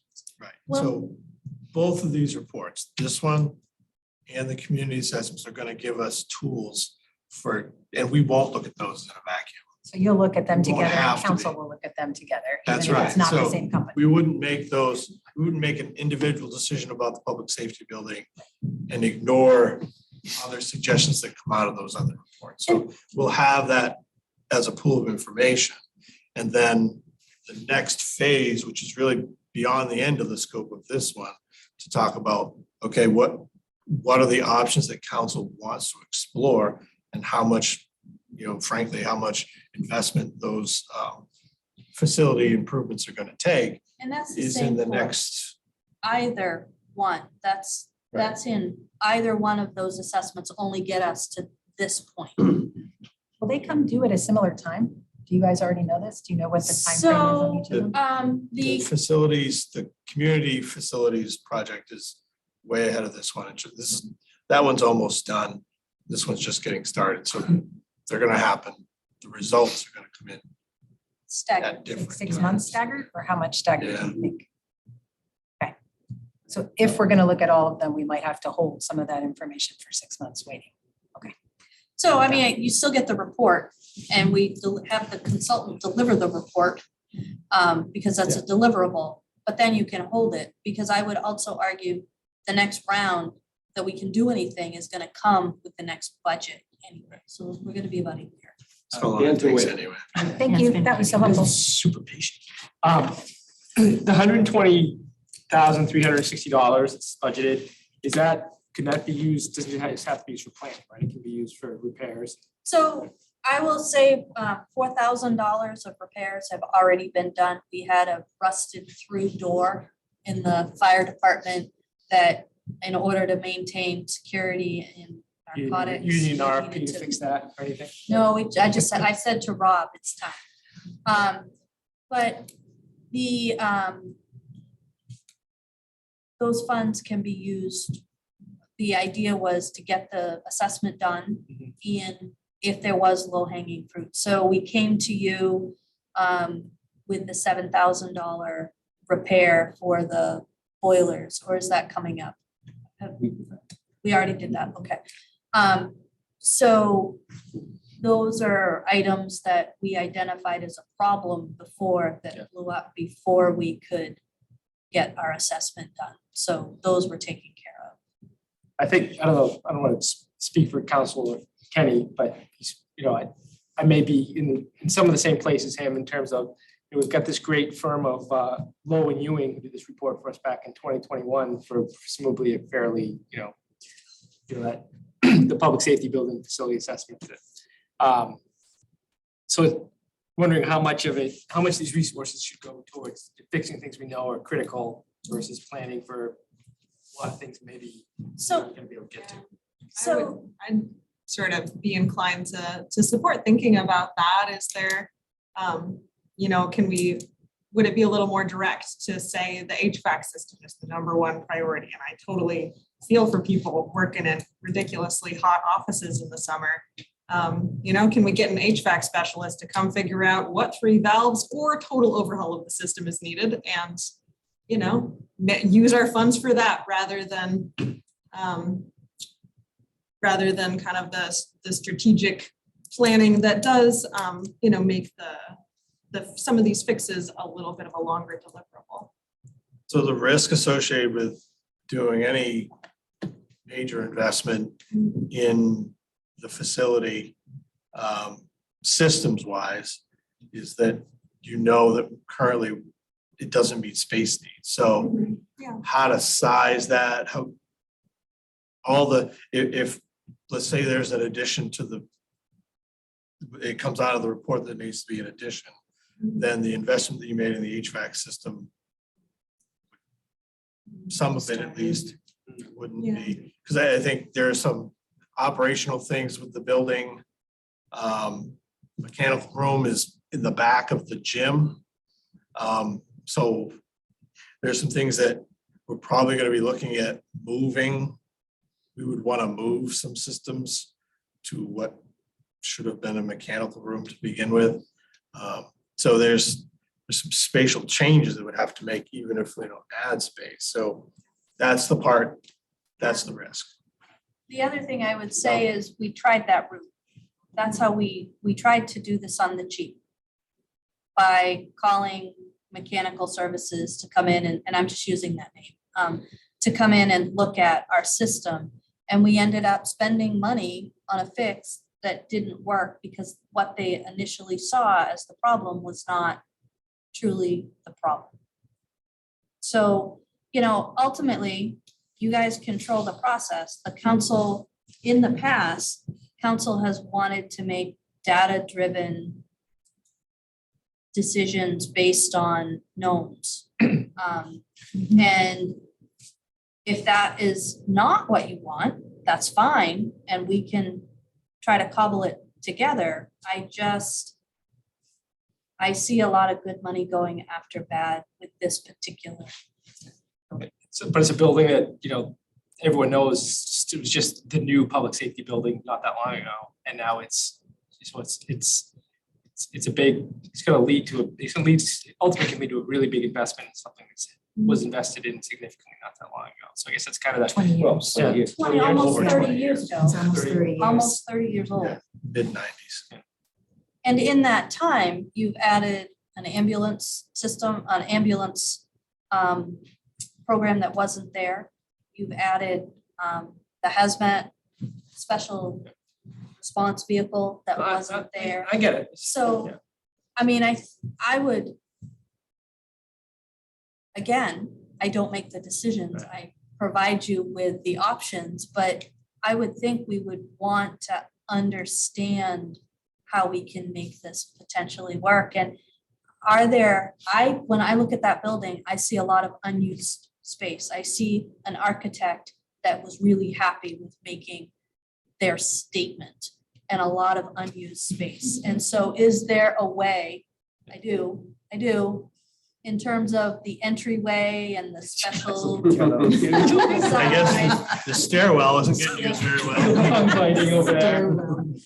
It's not in any way to say like questioning the mission and the importance of taking care of the people who should care about us. Yeah. It's just, I am not suggesting at all that you're questioning that. I think what would be important is to have the understanding from a staff perspective of what you want to be able to make decisions. I don't have the expertise on staff to be able to work with vendors that you're paying to come in and do work. We've had lots of, that's why we've made some of the changes we've made among staff, is because when you rely on vendors to tell you what you need, you're at the mercy of the vendor to tell you what you need. And if you're not giving them the work and you're gonna put it out to bid, which if we're using ARPA money, it has to go out to bid for those, then we're paying them at their rates to do the same thing that we would be paying In a vacuum. in a vacuum. Yes. For me, Benefit. looking at this process and having seen the steps along the way, the missteps and the positive steps along the way, I don't have the expertise to make any recommendation if I don't have the data. So I know it's a big bite, but for me, I want to see the experts give us the best advice we can. That's kind of where I come down on this. And I think the same thing with Haley Ward with the other stuff is that the expertise that Haley Ward is giving us is the ability to listen to many voices, right? Community surveys and all kinds of things. The expertise that this firm is giving us is something really different. I need both of those experts in order to make it To possible. make those decisions. I want to say too, and I don't know if this is going to happen, but when we do these kinds of renovations and these kind of refurbishing of our buildings and our public buildings, you know that where I'm going to go with this is that it's environmentally friendly, that it takes into consideration climate stuff that's happening, and things like that. So it's totally appropriate to update 30-year-old building to match what we're working toward, our carbon neutral kind of town that we're working towards. So also I am in favor of having these reports to guide us on these and make these decisions. And I don't think Public Works has enough staff to continue to fix and update and all of that fun stuff. So You remember that we seek outside consultants when either they know something we don't know, or we need it faster than our meager staff can provide it. And Haley Right. Ward, a chunk of that was the perception of not being biased. And the other chunk of it was the ability to actually get it done and Right. back to council in a timely way. So we're not going to put the bricks on this. We're going to go forward and So forward would mean that it would show up on the town council meeting to it would show up as to approve or authorize me to sign an agreement with Sebago based on the scope that's presented. And Sophie, just to clarify Leo's question about the build and design bid thing, right? You're saying that we're not there yet, so that nothing we do now means that we can't switch to the other one of those processes in the future, just to Yeah. be clear? Yeah, Yeah. so all the information that we gather now is ours. And if we decided in the future that, gee, we were gonna put we were gonna expand, that we were gonna expand, we would, and then we'd have a discussion about how you wanted that to happen in terms of design bid build. I do think that my experience with design build was on an expansion of a large a large expansion was Maine Municipal Association when they expanded their footprint. And that lent itself well to that process. It all depends on the type of money that we're using. If we were out and we borrowed from USDA, there are different hoops than if we bonded ourselves or if we got grant money. So I think we always look at kind of the environment at the time and try to make the most reasonable decision at that time. How do you see us pulling this all together in terms of the community, the other community spaces, the library? How do we make decisions in terms of, limited resources on top of that? So how do we make those kinds of, that kind of calculus? Because we can only do so much, right? So it's kind of Okay, you go and. No, you go first and then I My vision, having just been through the process, is that we will come back with a set of, if not recommendations, then a prioritized list of uses or possible uses for our publicly owned spaces. Some of that will probably include divesting the town, or may include divesting the town of some of those spaces. Others will be a reconfiguration of the spaces. We have that conversation with the community as a council. We know that the library is going to be part of that mix, but we know that the library fundraising is a long-term process. And we know that the town has some short-term needs as well as some long-term needs. So I think we capitalize on what we can do in the spaces that we have, coordinate with the library for the long term. In my mind, this piece exists somewhat differently because this is a professional building and not a public building. Yep. Right. And it has some really specialized needs that our other buildings don't have. So the only thing I would add to that is that we looked at this evaluation in the same way that we looked at our public infrastructure. So when 4 years ago, when Rob was tearing his hair out around getting adequate funding for infrastructure and putting in, we need this much every year, and then it got getting whittled down, and projects that should have been done in year one not being able to get done till year 5 because we had such a small amount of capital investment that we were breaking projects into small pieces and paying a lot more. North Main Avenue would have cost us a whole lot less if we had just done it. Instead, we did it over 3 years. So when we looked at that, we went to council with, here's our total need. And over the next 10 years, this is how much we should be putting away every year to meet that need.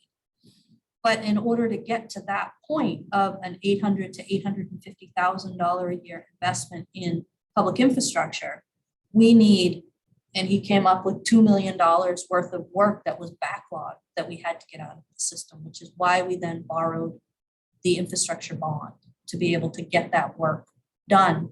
And now, every year, Rob has a draw on taxes between $800,000 and $850,000. So when you look at that, there aren't these huge spikes in what we're asking for from taxpayers. We don't go from here to $1.2 million. We were looking at this the same way because outside the buildings where municipal offices are held and daily services are being paid out of, we do not have stewardship plans. We do not have money set aside. The Keith Anderson House was the straw that broke the camel's back because we put that on the capital plan and we didn't have any money. So what came through was this plan went on the capital plan.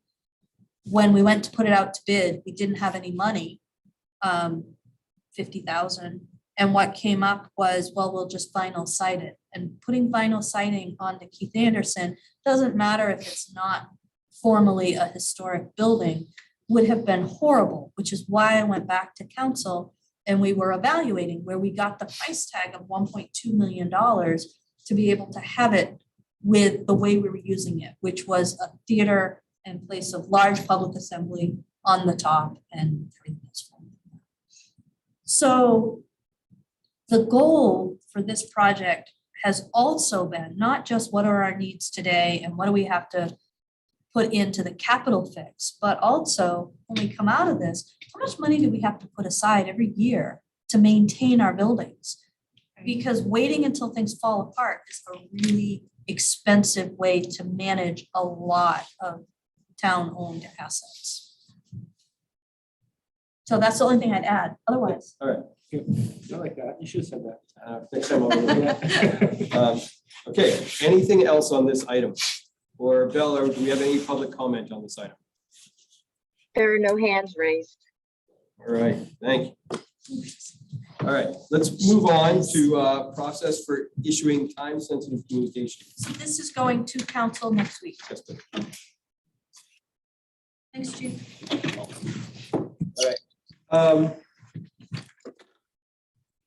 Thanks, guys. Introduce this. Thank you.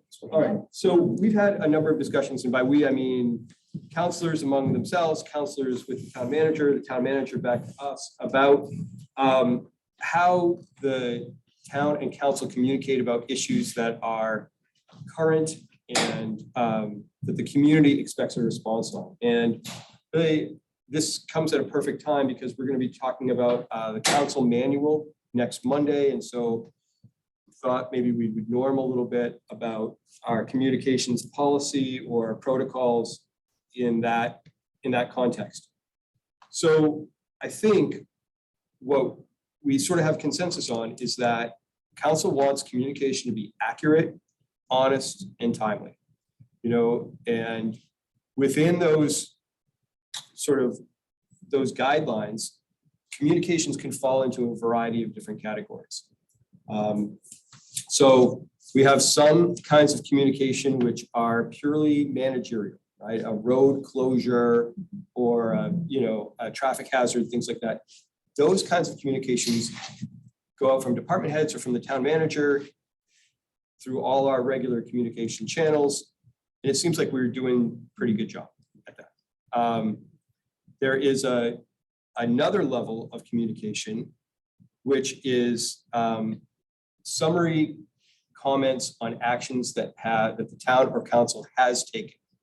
These are essentially it's reportage. And that also, those kinds of communications also frequently come through the town manager's office and occasionally come through council through the position of the council chair.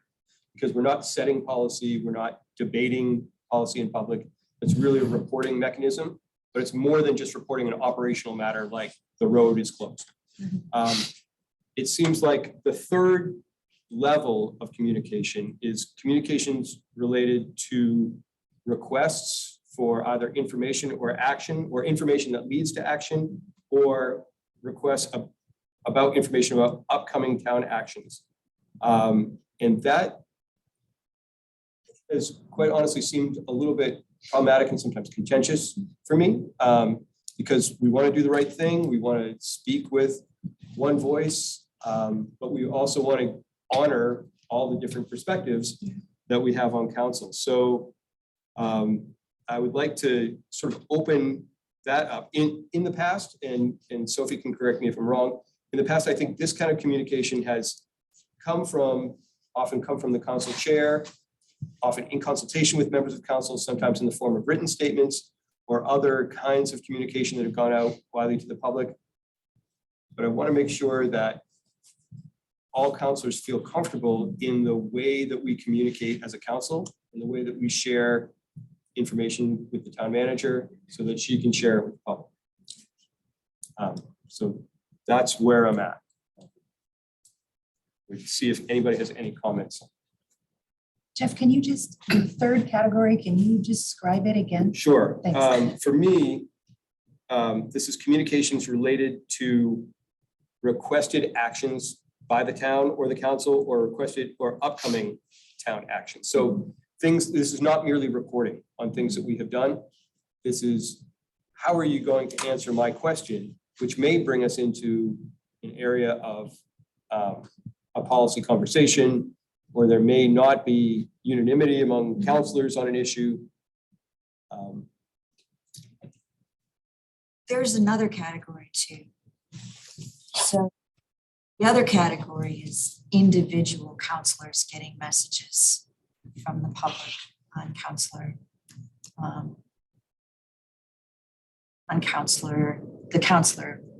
email. And that happens to me. So I can look up through and see who's been CC'd, like how, sometimes it's blind CC, but I can look up through and see so I'll give an example. Leo and I got a message just recently about parking, winter parking. I don't know if anyone else got that message. Okay. So occasionally, not a lot, but occasionally. So we also have personal relationships with people in town. So I feel like, and I'm not going to name, who sent this, but it was not a very positive message, should I say? And I didn't respond, and I'm not going to.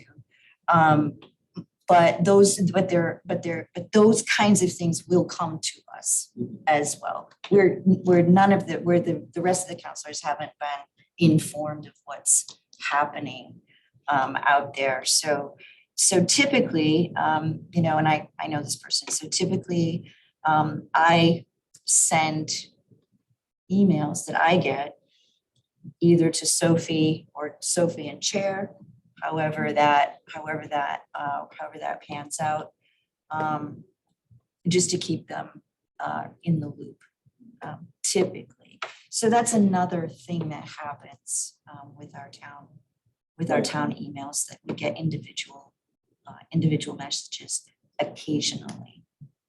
Yeah, I think that's different than, I think that's an important kind of communication that we have with people. Right. I just think it's different than the town council responding as the voice of, like. Right, but you still have to make a decision whether you're going to respond or not. Yeah. And you have to make a decision if you're going to respond as a lone counselor or if you're going to respond as a group, as a council. We are a council, and I prefer to be a council, and I prefer to have all communication about policy or something that we're going to do be a group decision. So I'm not.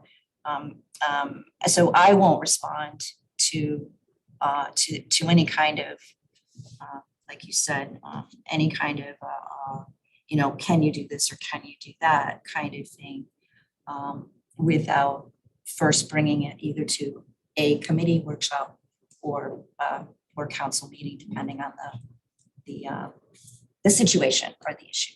Yeah, on that front,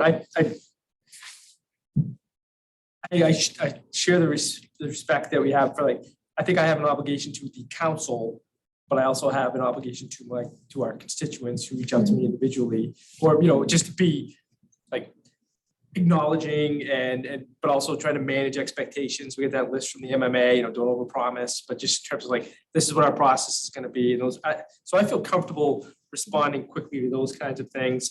And if I do say something like this is a decision the council would make, speaking for myself, these are the kinds of preferences that I have, those kind of things that I prioritize.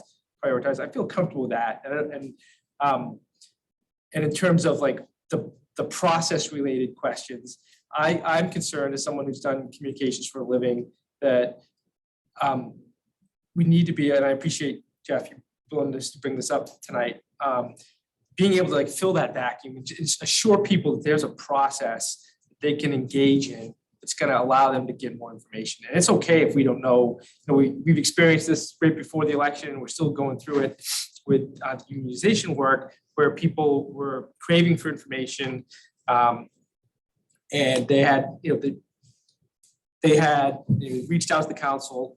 And Sarah and I were part of the panel at that point, but came to a meeting and they didn't. I think it's important that we be able to. I would like to see us be in a position to, when ideally, if we know those things are coming, or have a sense those things are coming, to be prepared ahead of time, but also to be able to respond fairly quickly to people in terms of, this is what our process is going to be. This is where we invite you to, share your voice and be heard, and just give people that. And we aren't factual, informative, accurate, timely.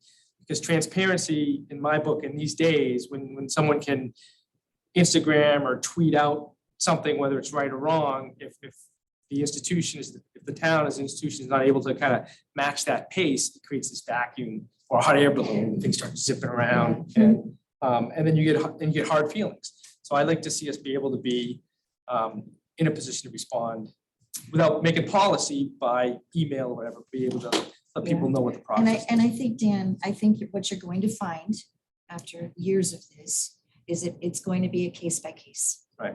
basis. Because sometimes the conversations happen at buying a cup of coffee. Yeah. So the process and the policy is already there, but it's just a matter of, yeah. So case by case. Yeah, I really sort of applaud you or whatever combination of brains is bringing this for conversation, because I think it's a really great topic and something that we should, come up with a better framework for, given that, as you were just articulating, we live in this fast-pacedly communicative world, and the structures that are in our ordinances and in our processes were oftentimes written in a little bit of a different time. And so there's I think, a tension with how do we abide by the laws and the history of how we operate, while also trying to be relevant and communicating in a way that it's received and heard by members of the public. And that's important. So thank you for asking the question. But at the same time, there are some things that we have to be one voice. We have to, there's some things that we can't respond to individually. We have to have a way to know that we have to be on the same page.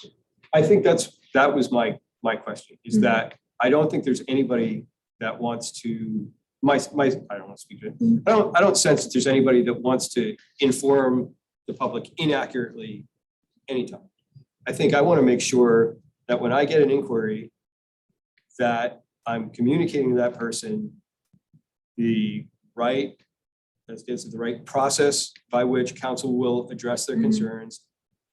But I don't, sometimes it's 2 weeks, right, before we might meet. So I want to make sure that we're having some system set up so we can get the word out faster, that we're hearing people and that we're taking their concerns seriously. So I think a lot of that can be done informally. I think a lot of it is done already by Tom and Megan were a good team at this, where they prepared some statements in advance, or the skeleton of a statement in advance, and then came to council to flesh it out. Right, we meet in committee every week.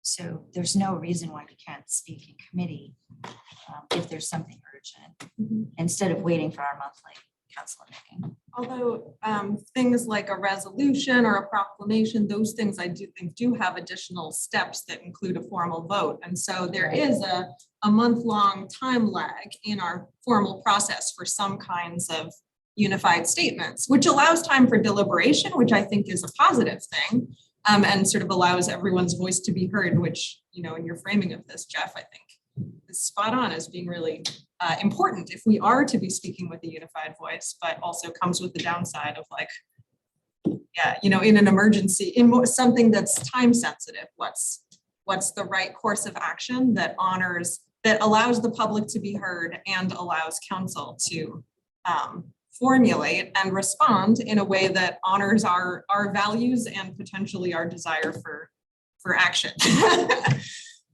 Yeah. Is there, I'm gonna jump in front of you if you want to. No, go ahead.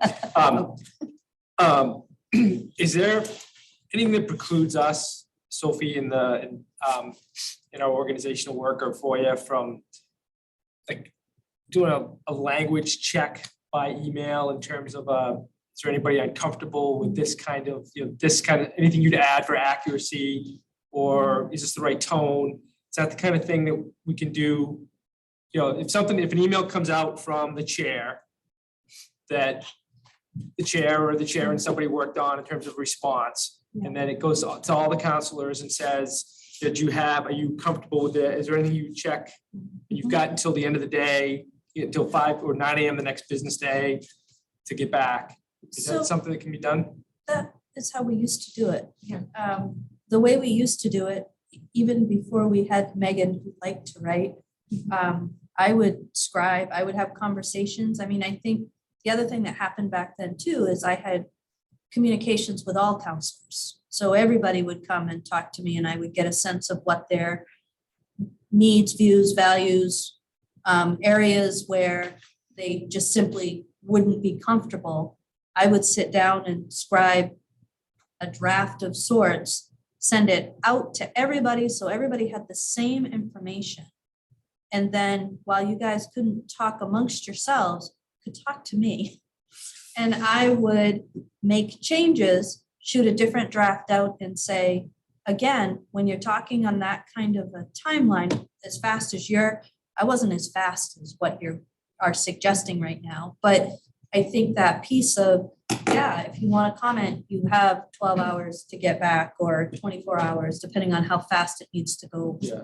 And then I the don't way think. that works is, the way it used to work is if one person didn't like it and wanted to talk about it, everything stopped and it would go to the next committee. Yeah, and I don't think there are a lot of things that are gonna require that, like end of, by 9 a.m. tomorrow urgency.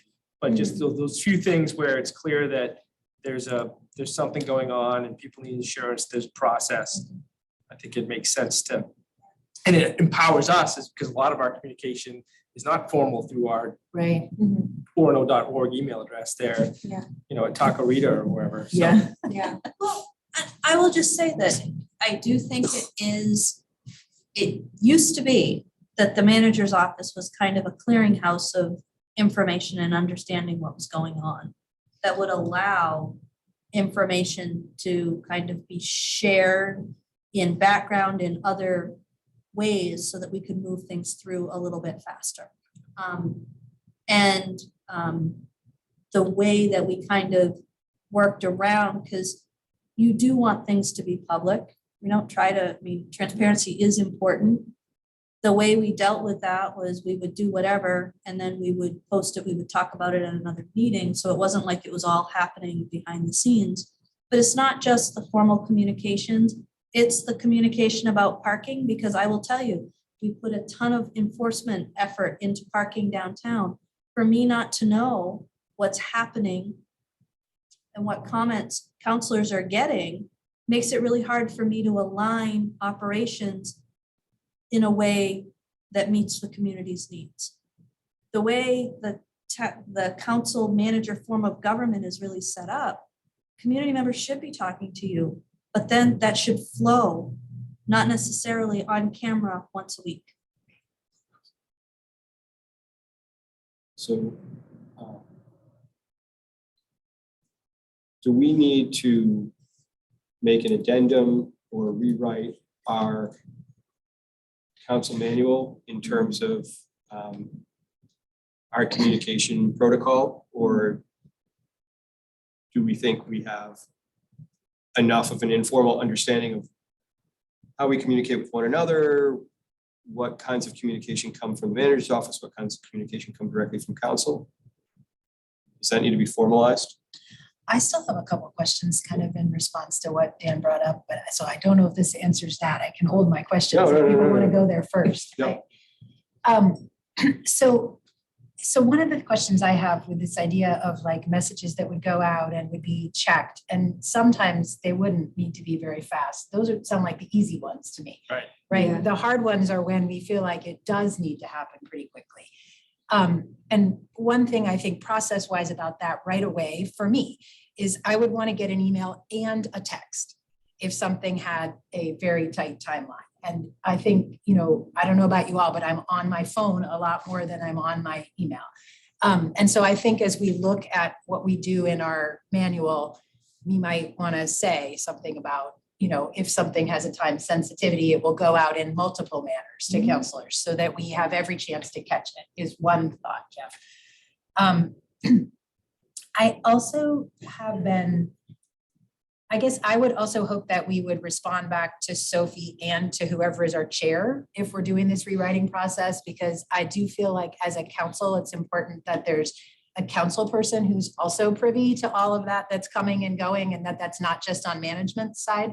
So I guess I would put that out there if we're going to develop a system for how we're asking people to respond. Sophia, I think that's legal for one. Yeah. account. Yeah. It's usually manager and chair. Any more than, Yeah, any right. more than two Right. makes it not legal. But 2 counselors, you mean, not 2 people. Yeah. two You always counselors. don't count, which is weird. I You don't should count. count, but I anyway. don't count. But in that sense, you count in many others. So those are 2 thoughts I have. And then I guess I would also like to ask a bit about, so we do call special council meetings. We seem to call them pretty often from what I've seen, over time.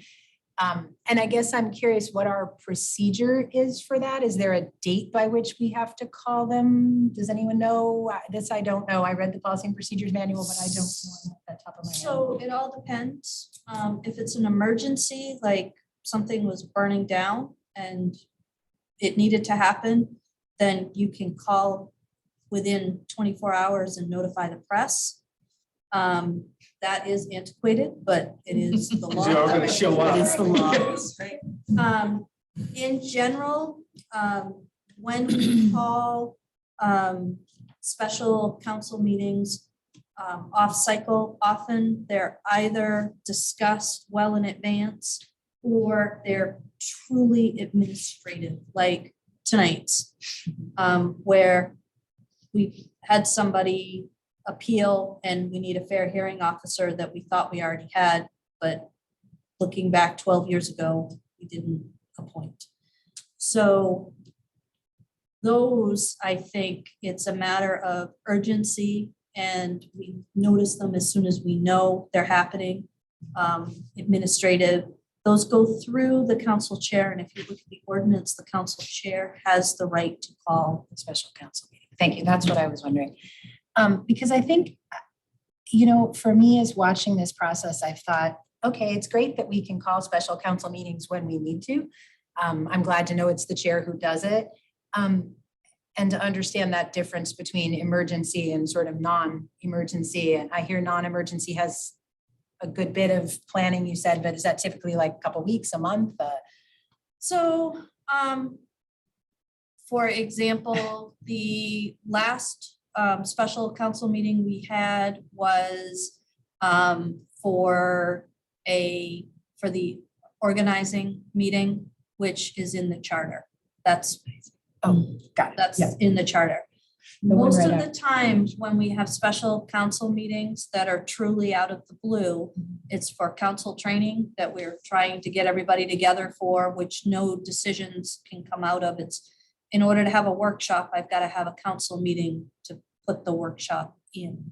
So a workshop can't happen just as a workshop. It's a special council meeting with a workshop. Oh, okay. And so that's often training. No decisions get made in workshops. So I don't think there's been a lot of thought to how much time that those need to be out there because they're not decision-making meetings. The other time when you would get an emergency kind of, or a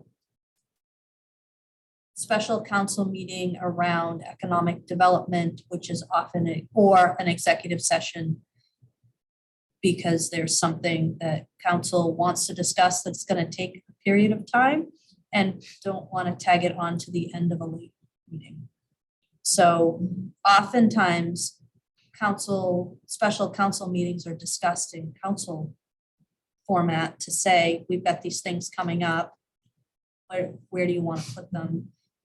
But normally, in accordance with the ordinance, agendas are posted Thursday for the following Monday. So the minimum is the Thursday for the following Monday. Okay, so I think that brings me to my next point, Jeff, and maybe this goes bigger scope than what you were wanting to go, but I've been watching this for the last few months and thinking, I would personally rather that we held 2 regular town council meetings a month, where we had 2 meetings a month where we can actually vote on things. And it seems to me that we are here every Monday, all of us anyway, as far as I can tell with our current committee structure. And so I guess I just would like to put that out there, that I think the special meetings are great, but I also think that it seems to be fairly often when it would have been useful to have had more times when we could meet and vote and go into executive session and do all of the various things. So I guess I just would like to add that to our list of things to consider. I think that has to be a charter change. Well, not if we just made it a standing extra special committee meeting temporarily while we were waiting, because you're right, eventually it would have to. It has to I'm be, not it have to sure. be a charter change. I mean, I think it would be sort of disingenuous to say, well, it's a special council meeting that we're gonna have every other week, just because every other week is special. I mean, I'm not being facetious, Yeah, but I'm saying like, I think if we do want to make that kind of operational change the way Right. council happens, we should talk about it, but we shouldn't just do it by feet. yeah, no, agreed completely. I just think it needs to get added to the discussion because it seemed to me that we're frequently in a situation where we're thinking about, wait, we need a special meeting and this extra thing needs to happen and when are we talking about it? So that's just me. Nobody else may be interested in that, but I wanted to throw it out there because I personally am. I support putting it on the agenda for a future, committee meeting. And we've got a couple folks who are absent tonight, so it'd be nice to, think about it and talk about the pros and cons and look into what it would take in terms of, is that a charter change and is it worth the brouhaha? Yeah. Yeah, I'm definitely open to talking about that too. I think it makes sense to, it can help keep a cadence of things in a way that kind of moves people. But So I think what I've heard is that we're pretty comfortable with the kind of regular communication that goes out Yeah. from the manager. We would like maybe as counselors, better notice if there are things that we are asked to comment on, not just through email, but also via text. And let's go ahead. Can I just get some feedback? So when we had our organizing meeting last year and we went through the council manual to see if there were any things that we needed to address, change so that everybody was on the same page and had the same agreements. One of the agreements that we reached at that point was if I sent an email out, I could expect that everybody would have read it and responded if they so chose within 24 hours. Is that still a reasonable expectation? It's reasonable for me. Well, it needs to be reasonable for everybody or else we Yeah. need to change the expectation.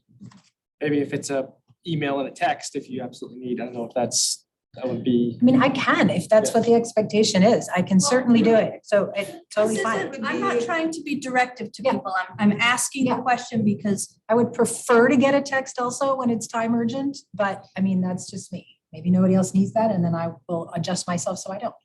Yeah, that's a great point, Sophie. Thanks for sort of refreshing us on what we talked about last year, and we do have new folks, so it's good to double check about it.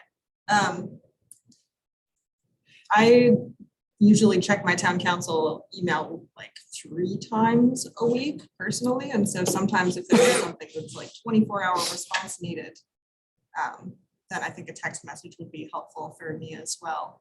regardless of what the content is, Only if it's like urgent, I mean, if it's sort of urgent and important, does that make sense is that too vague? well, I will tell you what's urgent for me and important to me might not be urgent or important for you. And I really, systems, clearly defined expectations Yeah, allow me to do my job in a way that it supports you. Yeah. What doesn't work is when we agree to something and then it's not what everybody thinks that they're doing, because then I'm blissfully going along and trying to do my job, or I'm holding everything up, waiting to hear back from people. So if 24 hours, if it's 24 hours, I need to text you to let you know, but I should expect to give people at least 3 days, that I will do whatever you want. I just need to know what it is. And I don't think it doesn't matter what I think.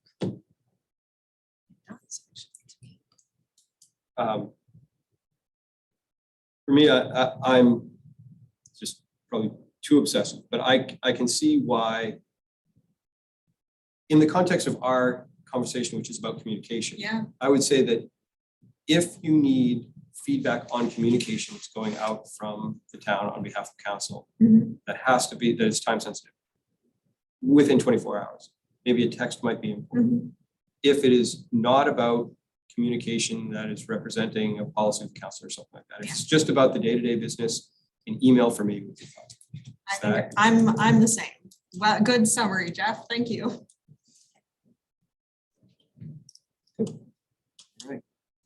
Anything else? I check my email every day, so. Yeah.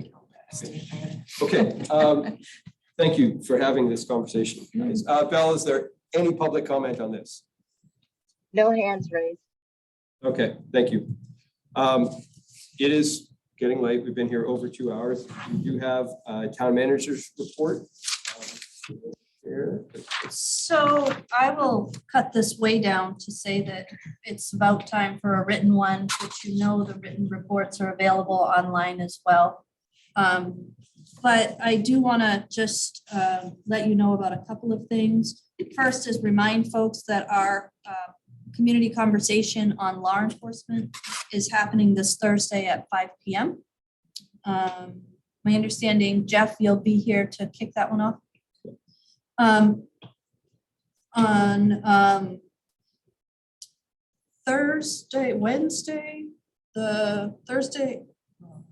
Wednesday the 5th, sorry, we have groundbreaking for Tyler Technology. Cheryl has agreed to do the remarks for that. Thanks, Cheryl.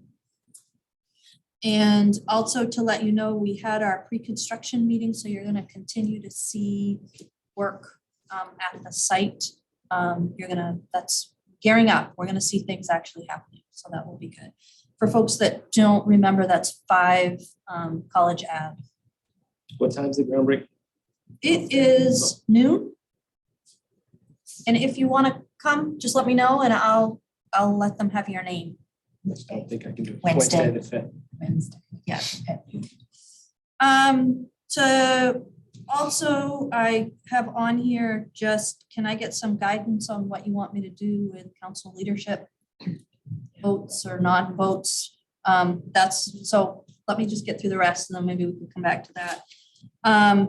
Also, just to let people know that I will be out of state on Friday and Saturday this week. And everything else, while super exciting, just need some feedback. We have a local nonprofit taxpayer funded entity that is looking at potentially needing to move into Keith Anderson. Not sure if it's short-term or long-term. Don't know that they're ready to make that public. My assumption is if it's short-term, I have the authority to just do a in writing agreement. And if it were long-term, it would come to council for a lease. I just want to make sure that the new council would agree with my reading of how you want to handle that. So this is an established nonprofit in our community that might need to relocate. Temporarily or longer. And I think we would know as they go through this process. But normally, if it's short-term and I can assist, I just do. If it's long-term, it would be a lease. Not that we actually have formal leases with the people that are currently in our space, but What's the like time frame that is considered short term? Is it like less than 6 months, less than 3 months? yeah, I mean, I would say most definitely less than a year. In this particular case where they would be using Keith Anderson, I would probably not want to extend beyond mid to late July, simply because council might be making some other decisions about how we might want to use that. And Are they using the whole building? downstairs? Yeah, Downstairs. Just the downstairs. Okay, great. the whole downstairs. We're negotiating. Maybe. But the upstairs is We're no still land trust is available. there. Yeah, for that- I community events. I would not ever want to put anything in Keith Anderson that permanently created an issue with upstairs. And I mean, I think that's one of the things that created an issue with the theater company is that it doesn't. No, they needed to permanently kind of move in for a long period of time, which then makes it difficult. And when you look for the next 4 Saturdays, we have community groups using the Keith Anderson I haven't looked beyond that, but that, to me, I think we need to maintain that second floor. Everything else, I think I can just put in my report for you. Any update on the employee union and where the process is with that? So the process is the town attorney was on vacation and the union attorney had some other arbitration, whatever, and they all agreed to kind of pause for the next week and a half or so. So all of last week and at least part of this week, I will check back in to see where we were. They were negotiating. I had given some some goals, and we're making good progress. There might be some legal questions still unanswered that they're just kind of working through. But aside from that, my understanding was the other side was gonna take a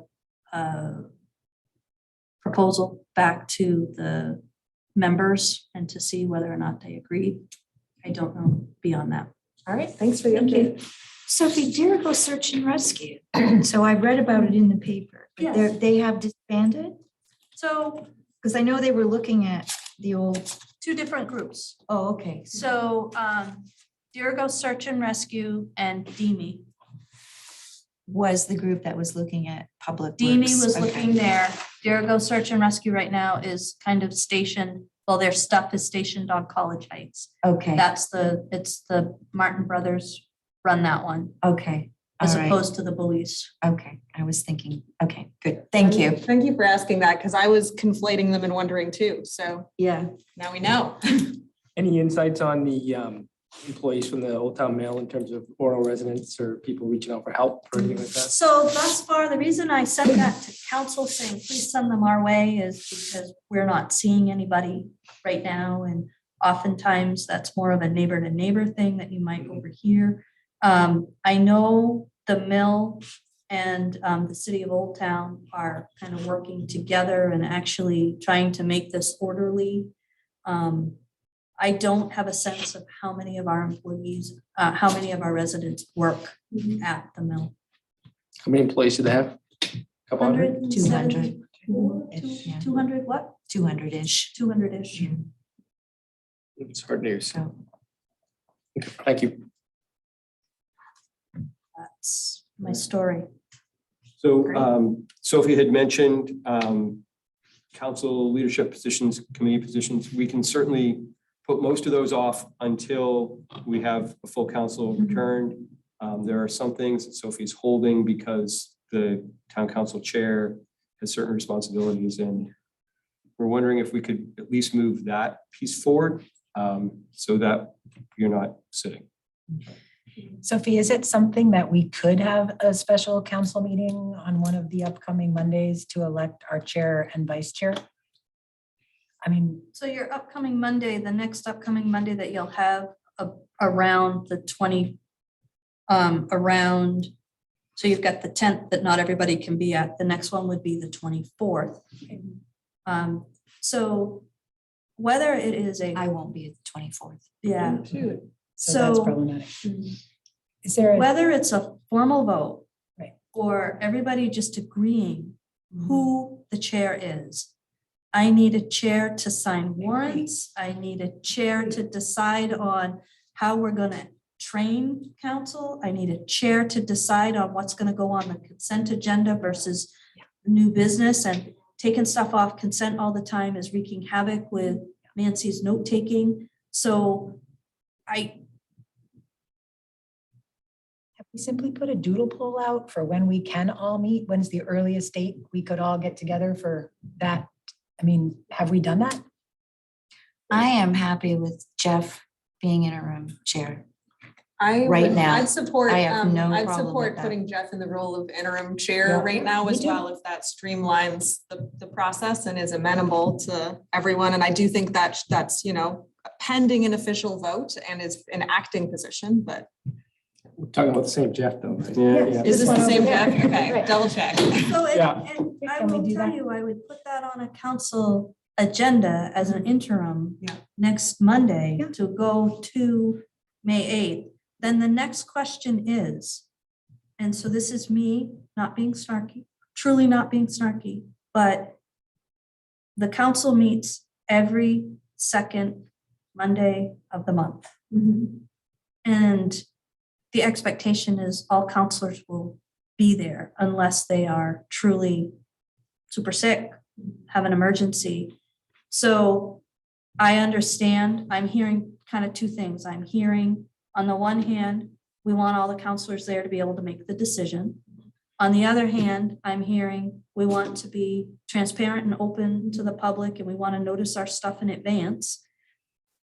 We don't want a ton of special council meetings, although I look at my agendas and I'm not seeing a ton of them. But so we have purposefully not had special meetings to make council leadership decisions. They have Makes good sense. fallen on a regular council agenda. The idea being that monthly meeting is where the bulk of the work gets done. And there's a reason for it beyond just the public knowing the second Monday of each month, unless we have a holiday, which we move it to the next week.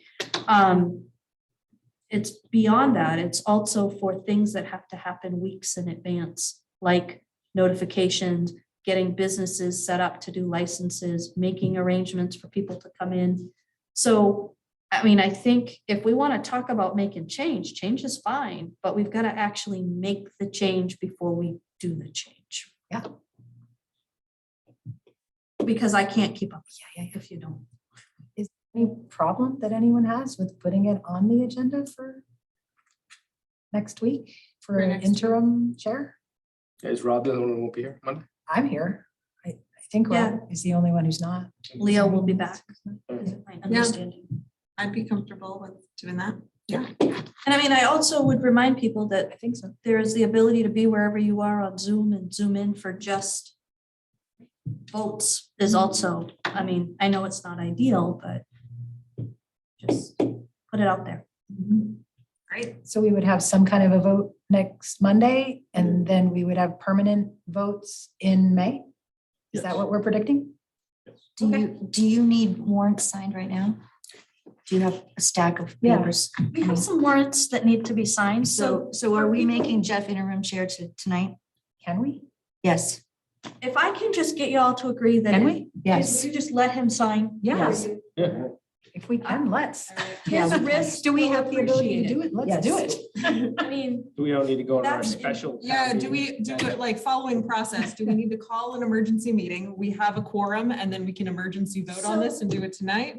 as long as I have a person that everybody agrees can represent them to sign the warrants and to put the council agenda together. If you then would just do the interim chair for the more exciting things that might come up till the month of May, that would make my life so much easier. And it will save you from writer's cramp with another week of things. So just so you're aware, the town of Orono's process is bills get paid, the warrant sits, which is just all the invoices that get paid for the week, along with all the summary and where the budget, what budget lines they went to. The chair's job is to go through, review it, and sign that they've seen it.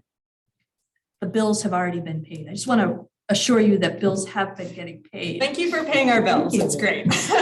And people have gotten paid. But because our process is that the council chair and the backup is the finance and operations committee chair. And if the two of them were out, I just would cry. And then we'd figure out how to do it. But so all we need for the warrant signing or even for an interim chair is just all of us to say yes? We don't need a So, vote, we don't need anything this else? Thank you, week- Cheryl, For explaining. this week, as long as I know I'm not ticking people off by going to Jeff, that's fine. And then on Monday, if we could make it official so that if official things come up, I can just point people to Jeff. Thank you. Thank you, Jeff.